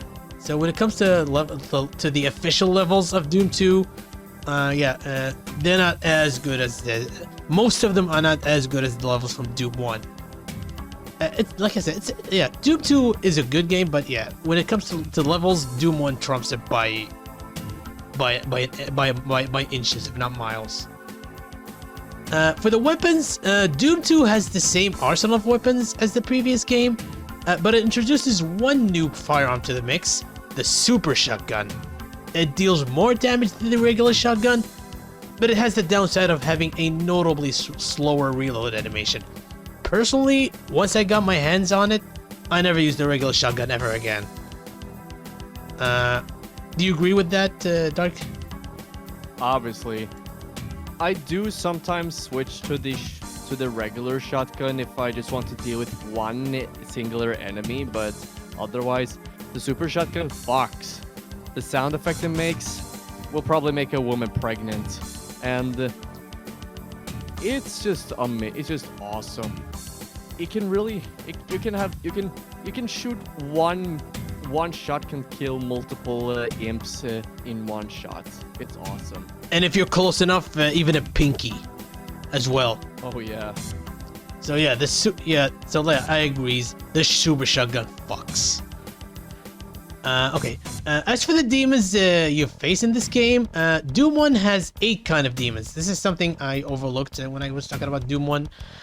So yeah, like I said, Doom 1 has 8 kinds of demons. The Zombiemen, the Shotgun Guys, the Imps, the Pinkies, the Spectres, the Lost Souls, which are fucking annoying by the way, the Cacodemons, the Barons of Hell, and 2 boss demons, the Cyber Demons and the Spider Demons, aka the Spider Mastermind. And in Doom 2, they all return, but 7 other demons join the fray. The Heavy Weapon Guys, which sounds like the one from TF2. Heavy Weapon Guy. Put this! Anyway.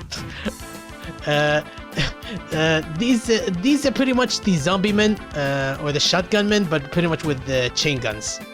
So they're a little annoying compared to the other two. There's also the Hell Knights, who are pretty much mini Barons of Hell. So they're like almost like them, but like a little weaker.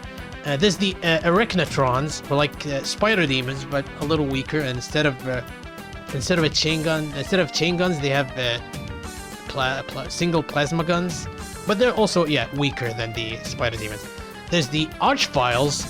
Oh boy, the Archviles are fucking annoying. Like once you see an Archvile, you have to start strafing like hell. Because once they try to burn you alive with their attacks, you have to get out of their vision, get out of their sights, so you don't get attacked. Yeah. So yeah, They also revive enemies, don't they? yes, they do. So yeah, Archviles, while they are a little on the rare side, when you see one, be prepared to get a bit of a be prepared to find yourself taking cover a lot. Yeah. Yeah, it's the only enemy that forces you to do that. Anyway, other demons that were introduced in Doom 2 are the Pain Elementals, who shoots lost souls at you, and when they die, they spit 3 lost souls at you. So they're even more annoying than the Cacodemons, despite sharing a somewhat of a similar design.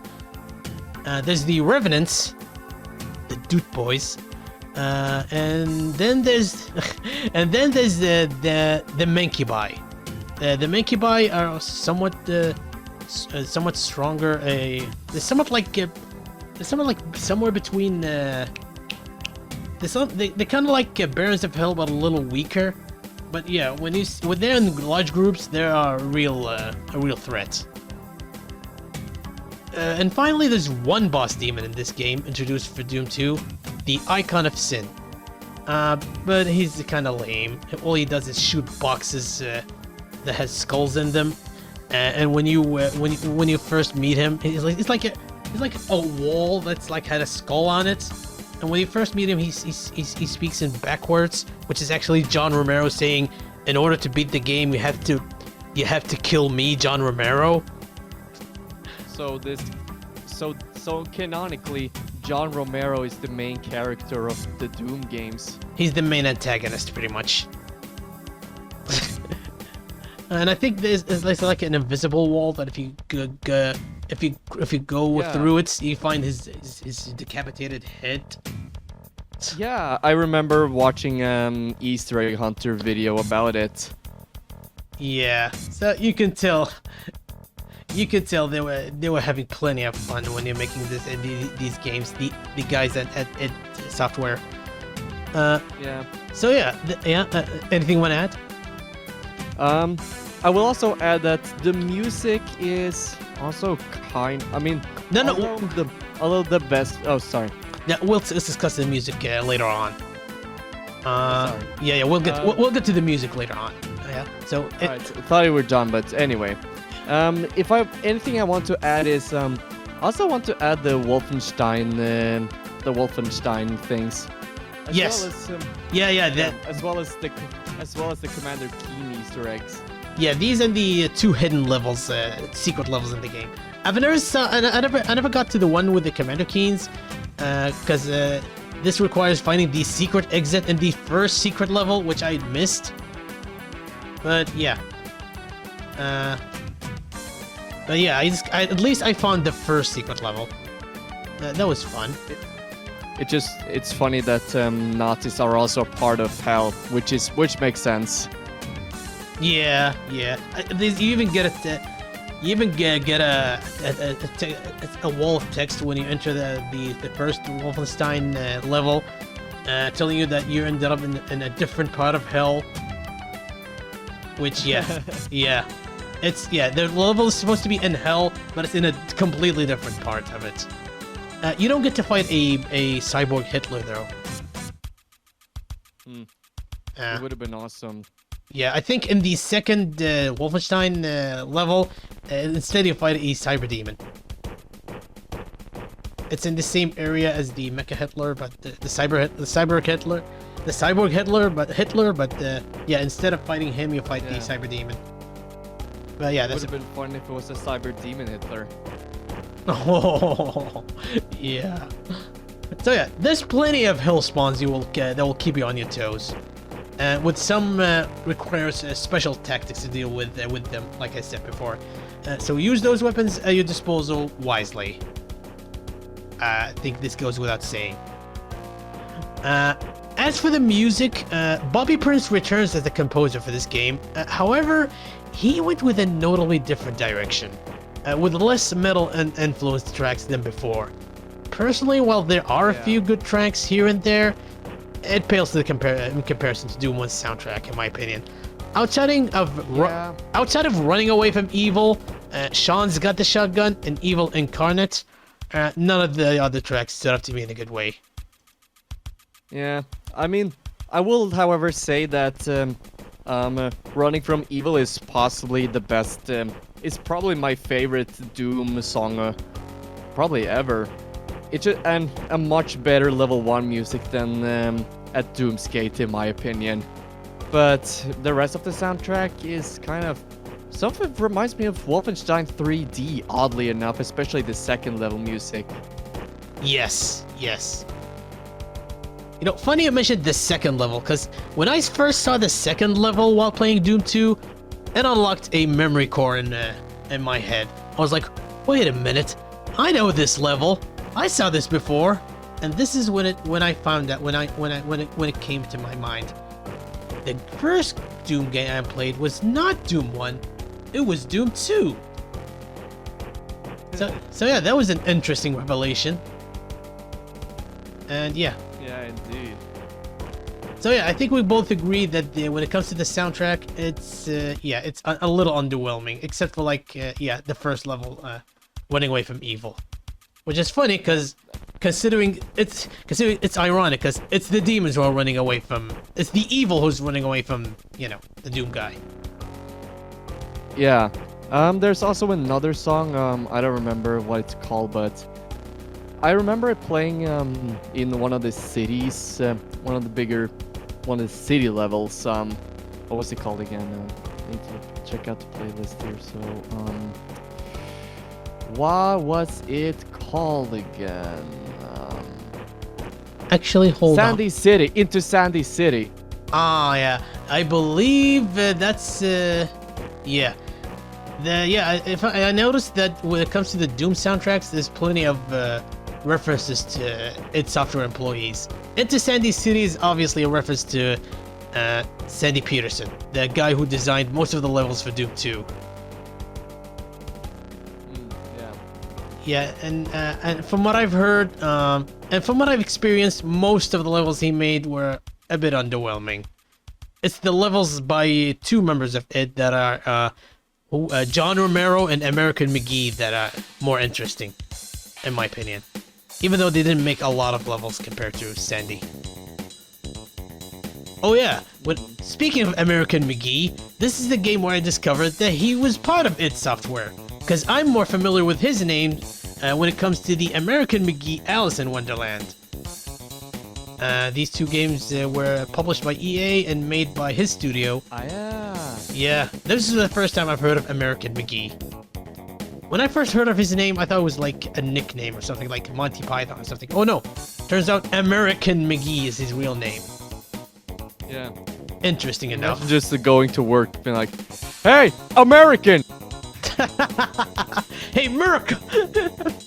So, it sounds like something Soldier from TF2 would say to him. Hey, American! Hey, American, could you get here for a moment? Get back to work.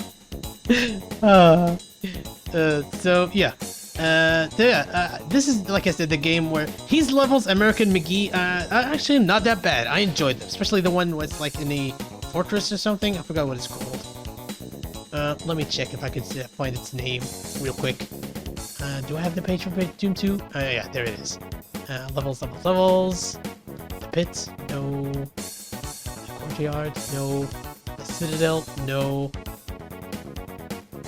Oh, I think it was the Unmost Dens. That was not a bad level. I liked it. That was by American McGee. There was also the level afterwards, the Industrial Zone. That's one by John Romero. That's one of the most enjoyable levels, in my opinion. The enemies are nothing but imps and zombie men, but it's fun to just run around and shoot demons at your free will, all while running away from evil is playing again. So I'm glad running away from evil got to be used in more than just one level, unlike at Doom's Gate, which is only used for like one level. So yeah, like I said, just like with Doom 1, the 25th anniversary remaster of Doom 2 contains both of the original Hell on Earth story campaign and the master levels, an expansion containing over 20 levels made by different authors under contract. I'm gonna be honest, I have yet to play these, so I don't know how good their level design compared to the Hell on Earth levels are, but maybe I'll give them a try after I'm done recording and editing this podcast.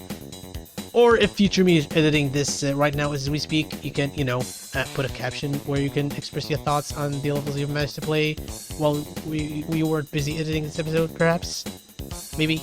So yeah, have you played any of the master levels, Dark? No, I have not played any of the mastered levels, so I cannot say anything about them. Yeah. They're available, at the right. They're available. They're included with the 25th anniversary. So, yeah.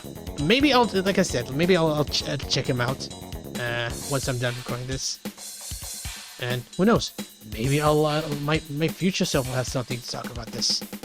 So yeah, if you couldn't tell, I like these games a lot. The fact that they're still fun to play after nearly 30 years is a testament to how well made they are. It's no wonder they're still getting mods and level expansions from the fan community to this day.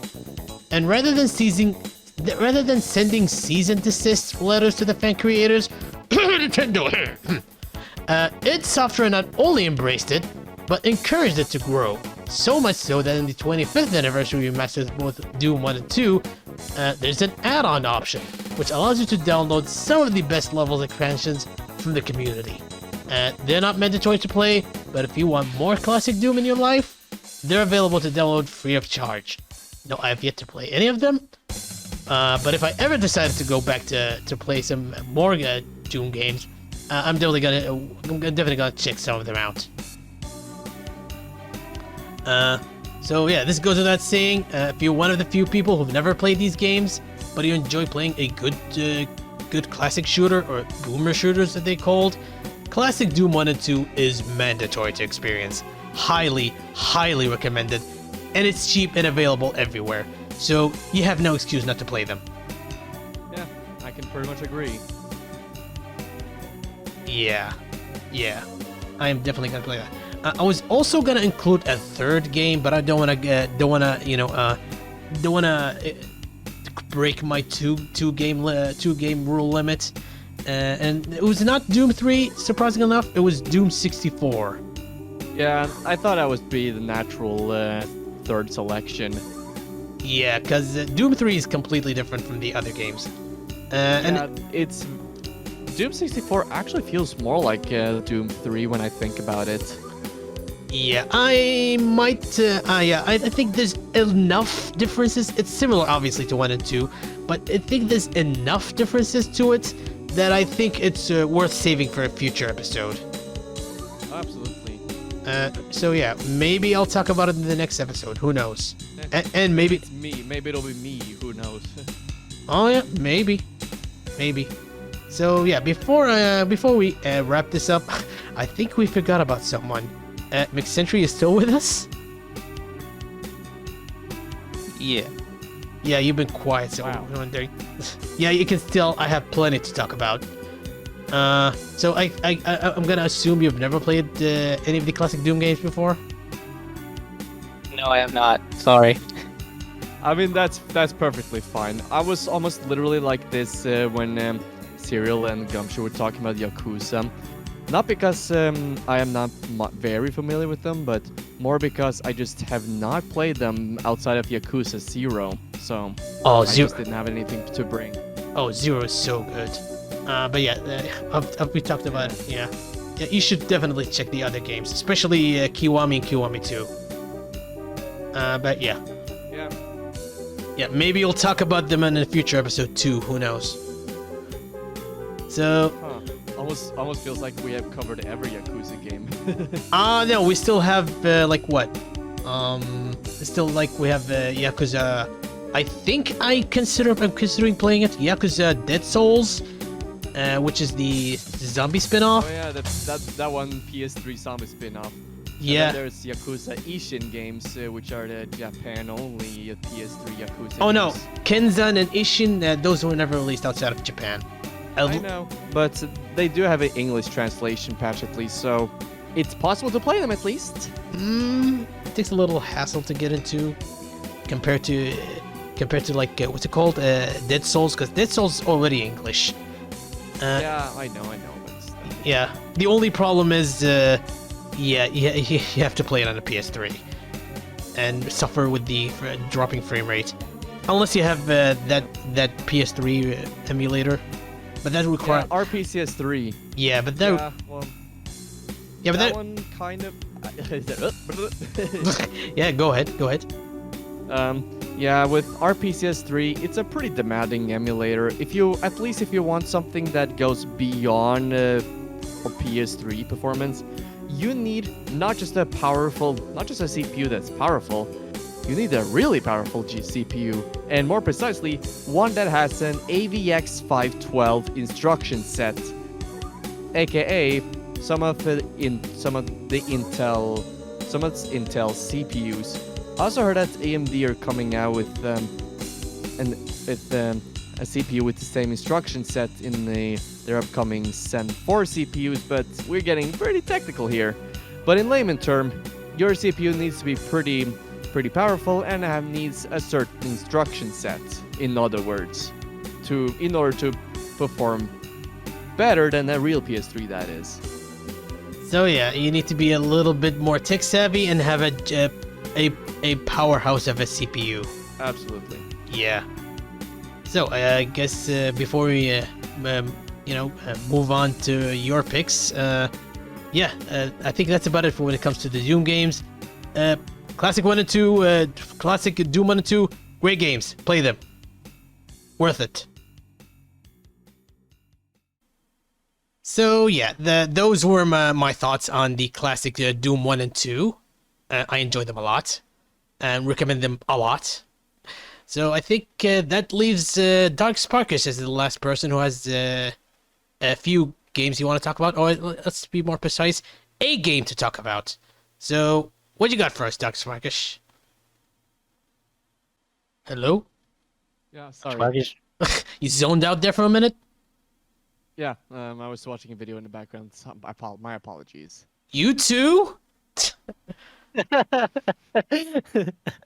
not the workers, we're both the victims here. Oh God. Well, anyway, I'm ready. Anyway, so you have, I think you have a game that you want to talk about for this episode. What you got for us? Indeed. Yes. So, I have the 2018 version of God of War. It's gonna be a big one. Oh. Yeah. So, Funny enough, I bought this game yesterday for cheap from an electronics store, the same one where I got my phone. So yeah, talk about a funny coincidence. yeah.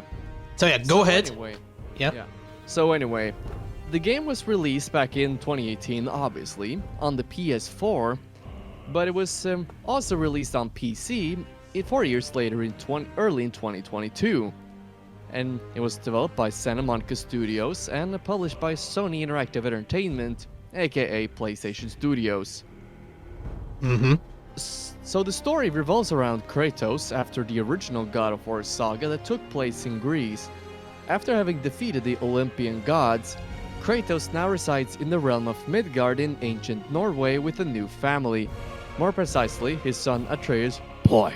The As boy, his, yes. As his late wife, Faye, is seen to already be dead as they cremate her body.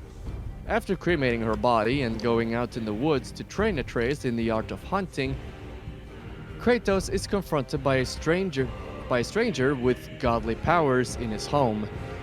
After a tough fight with the stranger, Kratos and Atreus leave their home as it's not safe anymore to live there due to the fact that they're now being attacked by the Norse gods. They're now being tracked by the Norse gods. They set out on a grand journey across the 9 realms to fulfill Faye's last wish, which is to spread her ashes across these realms. Being a story-driven game, the game succeeded telling us great story. The main core of the story is the relationship between Kratos and Atreus, as they contrast with each other in a good way. Kratos being the father figure who's always serious, the voice of reason, and who usually only cares for himself and his son, while his son, Atreus, is more curious, happy, and cares for others around him. Along the wild journey, you see their bond grow, and they gain each other's trust and learn more about each other. It kinda reminds me of The Last of Us Part 1 in particular, which definitely is a good thing, yet maybe unsurprising, as both are from Sony. But that doesn't take away the fact that it's a great aspect of the story. Also, that's what these two games are what got the term "sad dad flicks" games coming thing. Pretty much. Yeah. Anyway, continue. Yeah. So, the side characters are also pretty enjoyable. I especially liked the blacksmith dwarves, Brock and Sindri. Their dynamic is rather goofy, as although they are brothers, and are both blacksmiths who help Kratos and Atreus along the way in the story, they don't really respect each other and downplay each other's skills. They also generally give me a good laugh, Brock especially, mainly because of what he says and some of his comedic moments. Yet they're both closely connected to the main protagonists, as they know Faye, and also made the Leviathan axe, which is Kratos' weapon. There's also the Witch of the Woods, who's pretty much helping the main duo on their quest with her spells. If I described everything about her, then I'd be getting into spoiler territory. But I can't say that I like her as a character too. Another thing I like about the story is that it doesn't overshadow the gameplay. One thing I see in story-driven games is that story usually is front and center, with gameplay being somewhat of an afterthought. I see the appeal that people sometimes want something a little less interactive, but unless you make decisions that can affect the story, it's better to just literally watch a movie by this point, or watch the game on YouTube if you ask me, because when I play a game, I want to play a game. Yeah. Thankfully, God of War 2018 isn't this kind of game. It does have a few tropes common in these games, such as cutscenes disguises gameplay where you just walk slowly while exposition is going on, but these are fairly brief and hardly kill the pacing for me. The game found a good balance between story and gameplay, and that's honestly something to commend in my book. Yeah, when it comes to story to gameplay ratio, that's something that some modern developers unfortunately can't balance. Have fall into the trap of not being able to balance all that well. Like for example, Kojima's Metal Gear Solid 4. That game has a lot of cutscenes. And look, Metal Gear is known for having long cutscenes, but 4 went overboard. Like really, like there's a cutscene like last 30 minutes, if not more. So Man.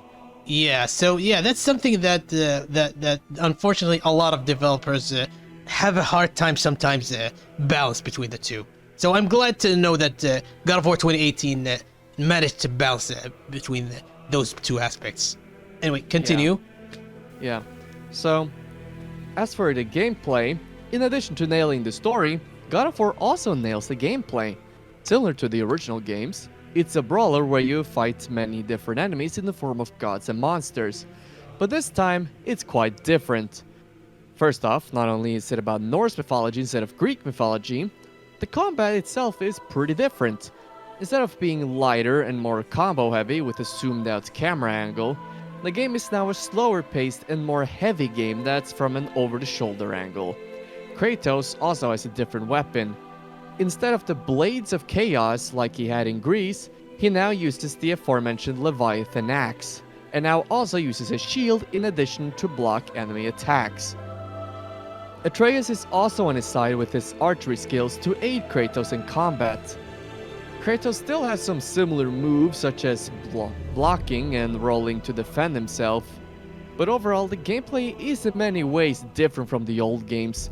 Kratos can also throw his axe, which is great for dealing with enemies who throw projectiles at him, and can also freeze enemies, and it never gets old every time he recalls the axe in a similar fashion to how Thor does it with his hammer Mjolnir.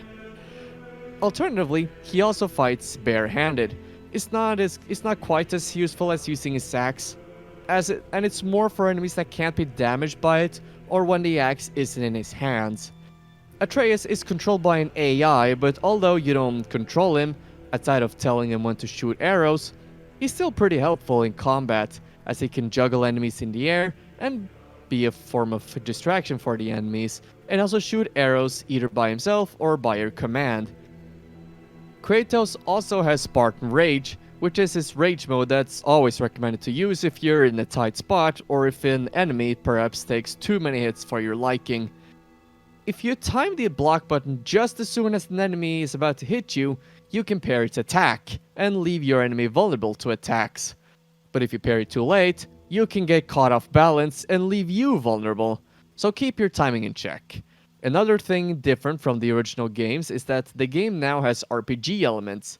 This includes stats that you should be mindful of, including strength, defense, runic, vitality, luck, and cooldown, and also your overall level.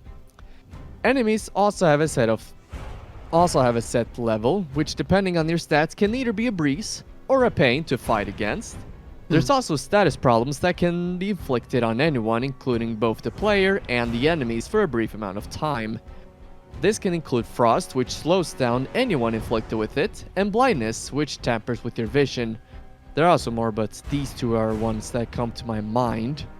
Of course, both characters can upgrade themselves to learn new moves for Kratos' axe, shield and Spartan Rage, and Atreus' archery and overall skills using experience points that the player earns by killing enemies and by collecting certain items or completing certain tasks. And at the blacksmith, they can spend money, known as hack silver, on armor that affects different stats and attributes. For Kratos, it affects his stats, and for Atreus, armor affects what part of combat Atreus will specialize in, whether it's helping Kratos directly in close-range combat by strangling the enemy and finding a weakness, etc., or finding healing stones and giving them to him. Said armors can also be upgraded, and the same can be said about their weapons too. You can also attach certain attachments that can further increase the stats. Sometimes though, you need resources in addition to money to craft certain armors, and certain resources are required to upgrade your weapons. And the way you find the resources is by exploring the world. Its worlds are now somewhat open. It's in no way Ubisoft levels of big and cluttered, but it's certainly bigger than the original God of War titles, as it encourages exploration more to find nooks and crannies on the ground or in the chests, such as stones that regain your health and Spartan Rage, hack silver, and resources you can use at your nearest blacksmith. There's also the Eden apples, which increases your maximum health, and then there's the horns, which increases your maximum Spartan Rage. You need to collect three of each of these two things in order to increase their respective thing. That being either your maximum health or your Spartan Rage, as mentioned. In these worlds you explore, you can also take on side quests that reward you with a lot of resources that you can use. There's also other things to find, such as maps that lead you to treasures if you can find the location that's sketched on the map, and lore you can find, including ones that Atreus can read, as he has knowledge in reading in certain tongues that his father can't. And that leads to the many times where we get the most famous part of the game, boy, which Kratos says every time he wants Atreus to do something. Yeah, Needs help with the switch? Boy. Needs help with translating? Boy. Atreus even calls out on that at some point in the game by mockingly imitating his father. Mhm. And then his father starts explaining as to why he kind of asks his boy a lot. But anyway, At least they're self-aware about it. yeah. Although exploring isn't always chore-free, I still find myself enjoying myself exploring the world, as it not only makes me stronger, but exploring the 9 realms in general is pretty cool. I like how the game interprets Norse mythology with its locales, and exploration overall feels rewarding. As for the enemies, there's quite a selection of enemies, from different types of undead monsters, beasts, ancients, dark elves, and more. Though for most of the game, you will be fighting undeads known as the Draugrs. Some are fairly simple, but others can put up quite the fight. I do find myself enjoying myself with fighting enemies in this game, as you learn their attack patterns and how to generally defend yourself from them. The bosses in this game, when you aren't fighting the same giants or big rock monsters, are also pretty engaging. Mainly those with the demigods, such as the stranger who came to your house in the beginning, and with some other more important characters. They're fun to fight and put up a good challenge. As much as I like the combats, it's not perfect. First, there's the camera. Although the game compensates for the over-the-shoulder angle by showing arrows that indicate an enemy's about to strike you from behind or sides. And Boi is also telling you to watch out.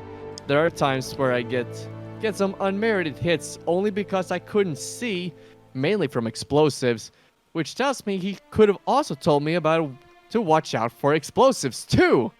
But anyway, and then the enemy variety could also have been better, especially from the bosses.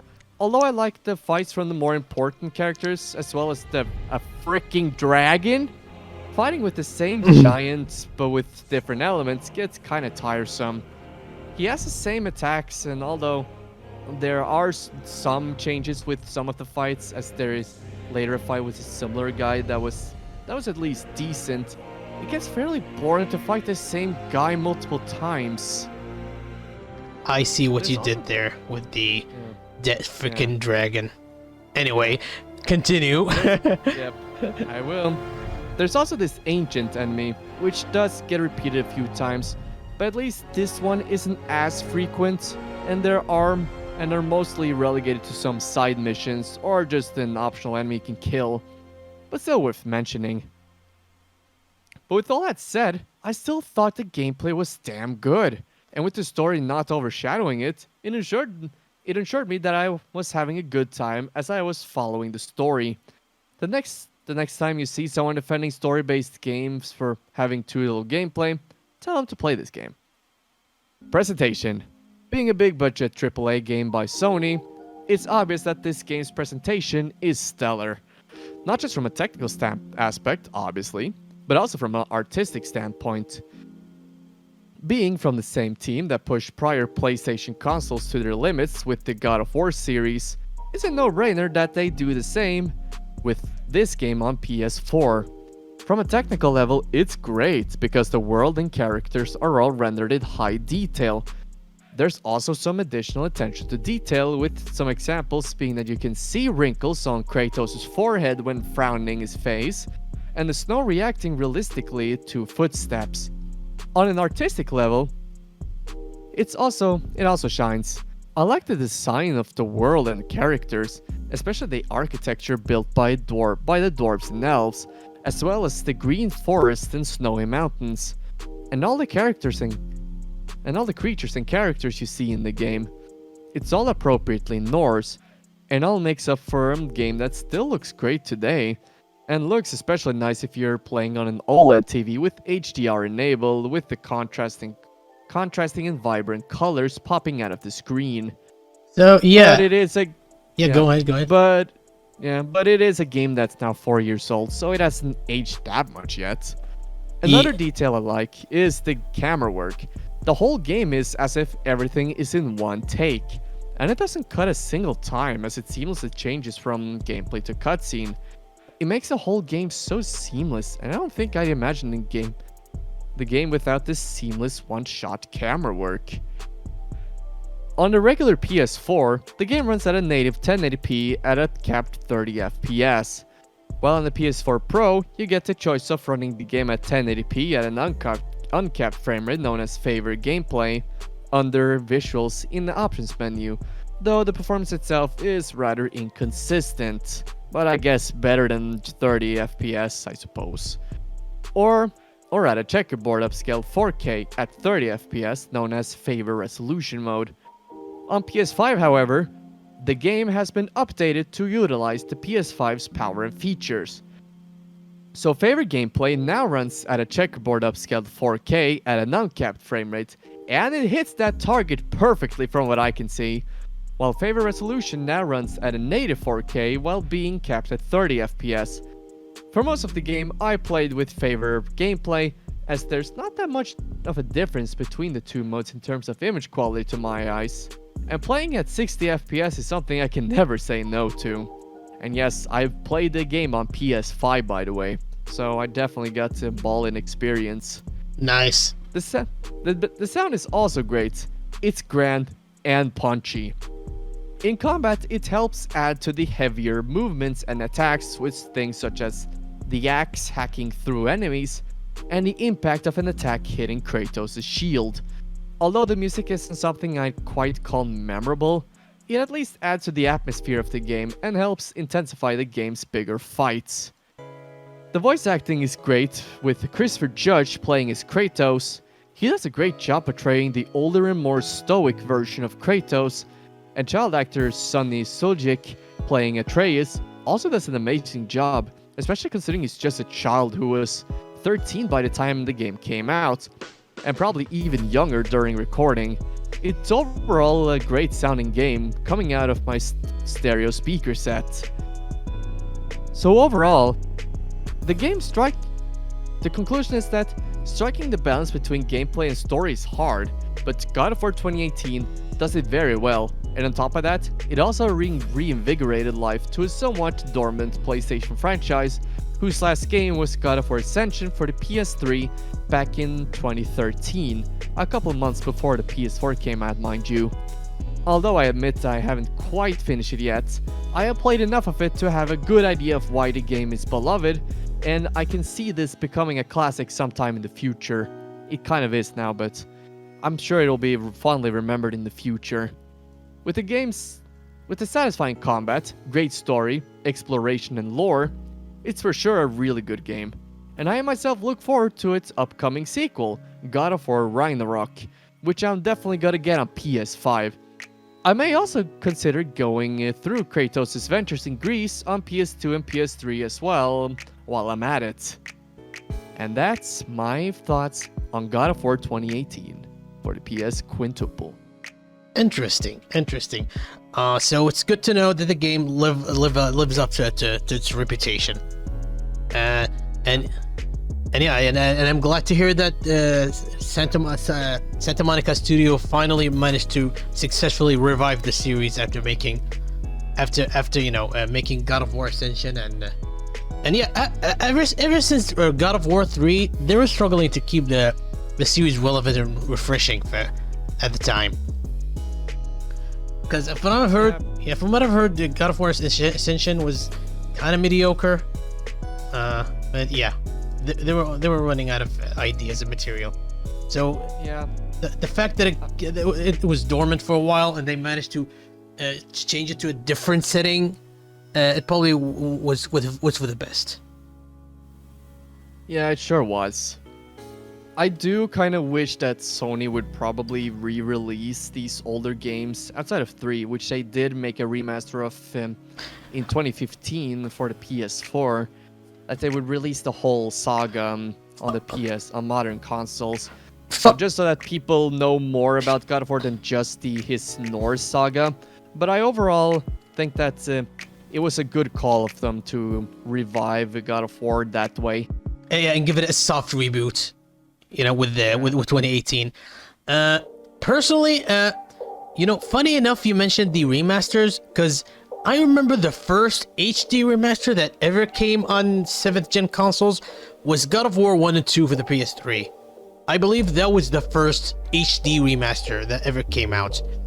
And ever since, every company at the time was starting making HD remasters, considering that 7th gen consoles didn't have backwards compatibility. So yeah. I mean, I guess technically Far Cry Instinct Predator could be considered as the first HD remaster, because it's kind of a remaster of the 2 Far Cry original Xbox games, but it was I guess it was one of God of War. The HD collection was at least one of the first HD remasters of its time, at least popularized the trend of HD remasters. Yeah. Because, after that, a lot of the mainstream developers were starting to remaster their old games. Like Konami did it with the Metal Gear Solid 2, 3, and Peace Walker, and before that, Zone of the Enders 1 and 2. And there was like Capcom did with Devil May Cry 1 and 2, 2 and 3, and later 4. I remember the next gen. the trend. Yes. It was almost like putting out an old classic movie on Blu-ray. Yeah, pretty much. It's not too far from that. Personally, when it comes to God of War, funny enough, I own the HD remaster of 1 and 2. It was a gift from a friend a long time ago, and I bought 3. I own it on PS3, but to this day, I have never played them. It's part of my long PS3 backlog. So I don't know if I'm gonna touch them anytime soon.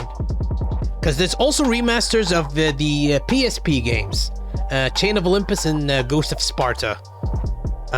Yeah, those are pretty good for PSP for being made on PSPs as well.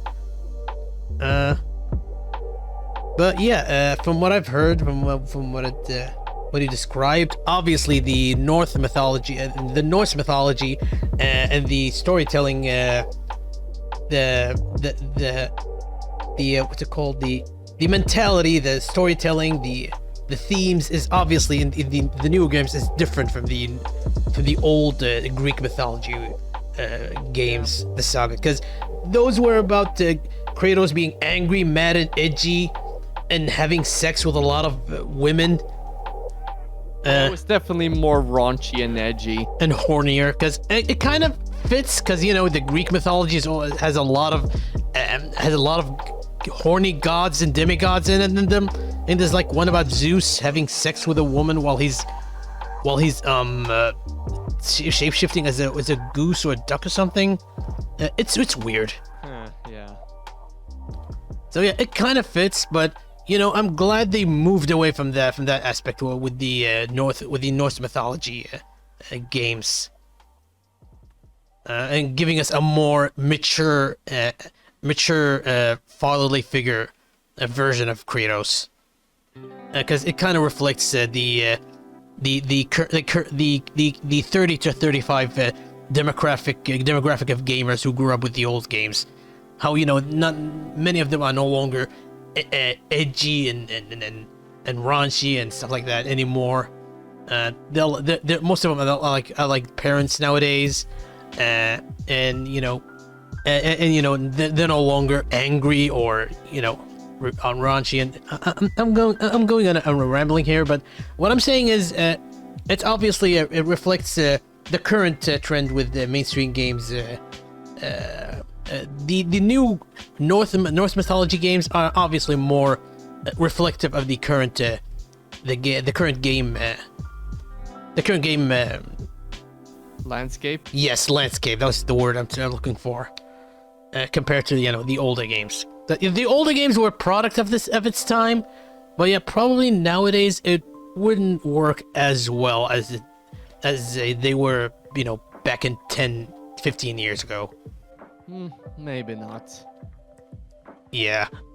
So yeah, like I said, I probably maybe I'll play some of the Greek the old Greek saga games of God of War one day, but I'm probably gonna ease myself a little bit by going with the newer one, the 2018 one, considering it's a soft reboot, and it doesn't, from what I've heard, aside from like a few references and callbacks, it doesn't quite require to play the previous games. Yeah, you don't really need to play the Greek mythology saga to understand the Norse mythology ones. Yeah, it's good to know. You know, kind of like we're mentioning it again. Yakuza 0. It's a game that doesn't require to play the previous games. It's a good starting point. Yeah, I mean, it is a prequel after all. Yeah, but some prequels, you know, add too much callbacks and references to previous games, and 0 does kind of have that. But, you know, it's still a perfect starting point for anyone who've never played the games before. So yeah, I think both games, you know, not quite similar, not quite the same, but they both, you know, they both share the fact that you can play them as your first game of the series without having to play the previous, having knowledge or history with the previous games. Yeah, pretty much. Yeah. So, any last thoughts about Dad of Boi? Well, I mean, I think I already said a lot about. I think I've said a lot about what I want with it. I will say that I do look forward to God of War Ragnarok, and that's really it, really. We'll see.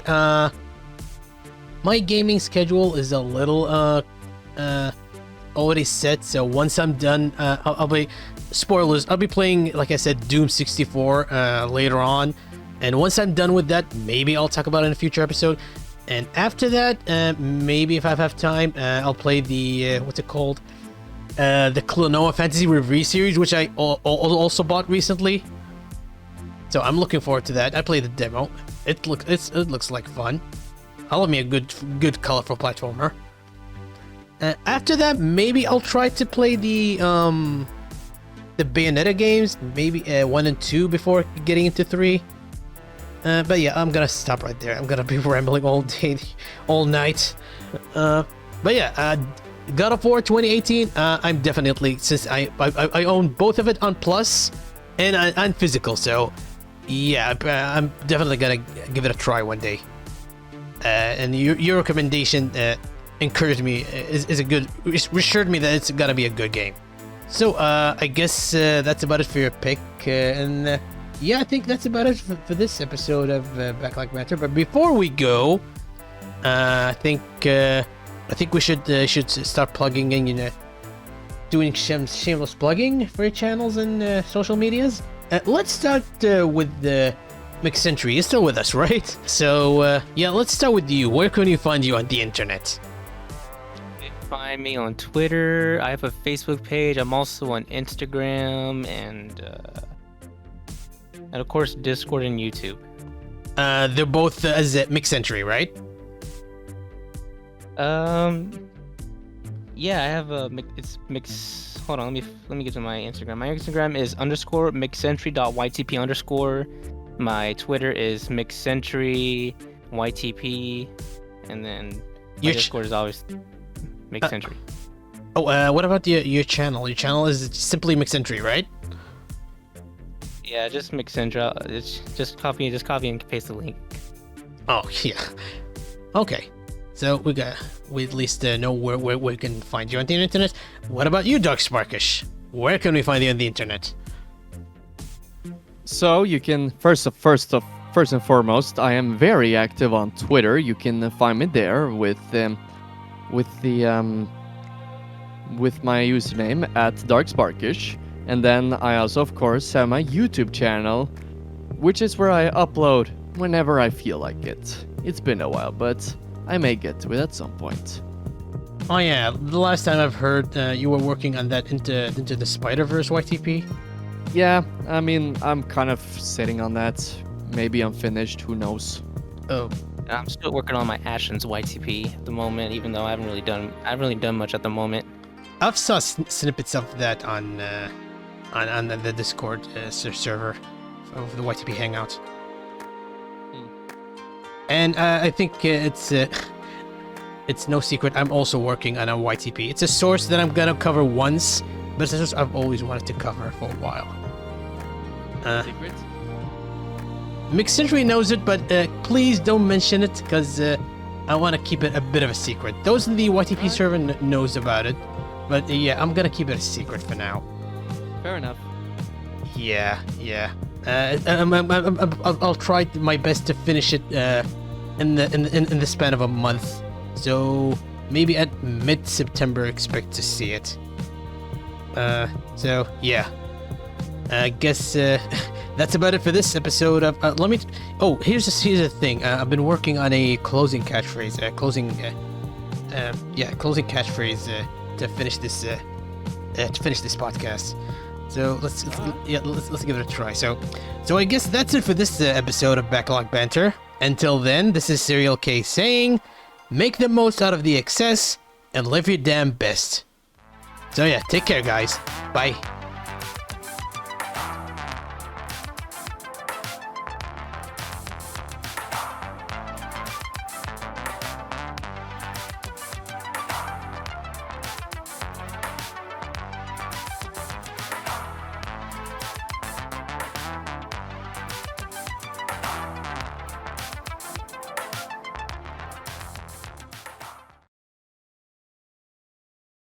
First, there's the camera.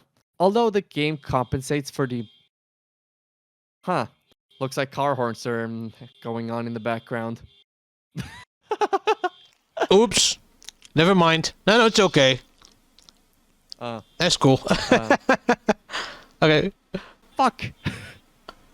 Oh. Anyway. Is this going to be Dark Side Phil moment where I'm going to be talking over video while fire alarm is going on in the background while he's unboxing? There we go. Okay, stopped. Okay. Anyway,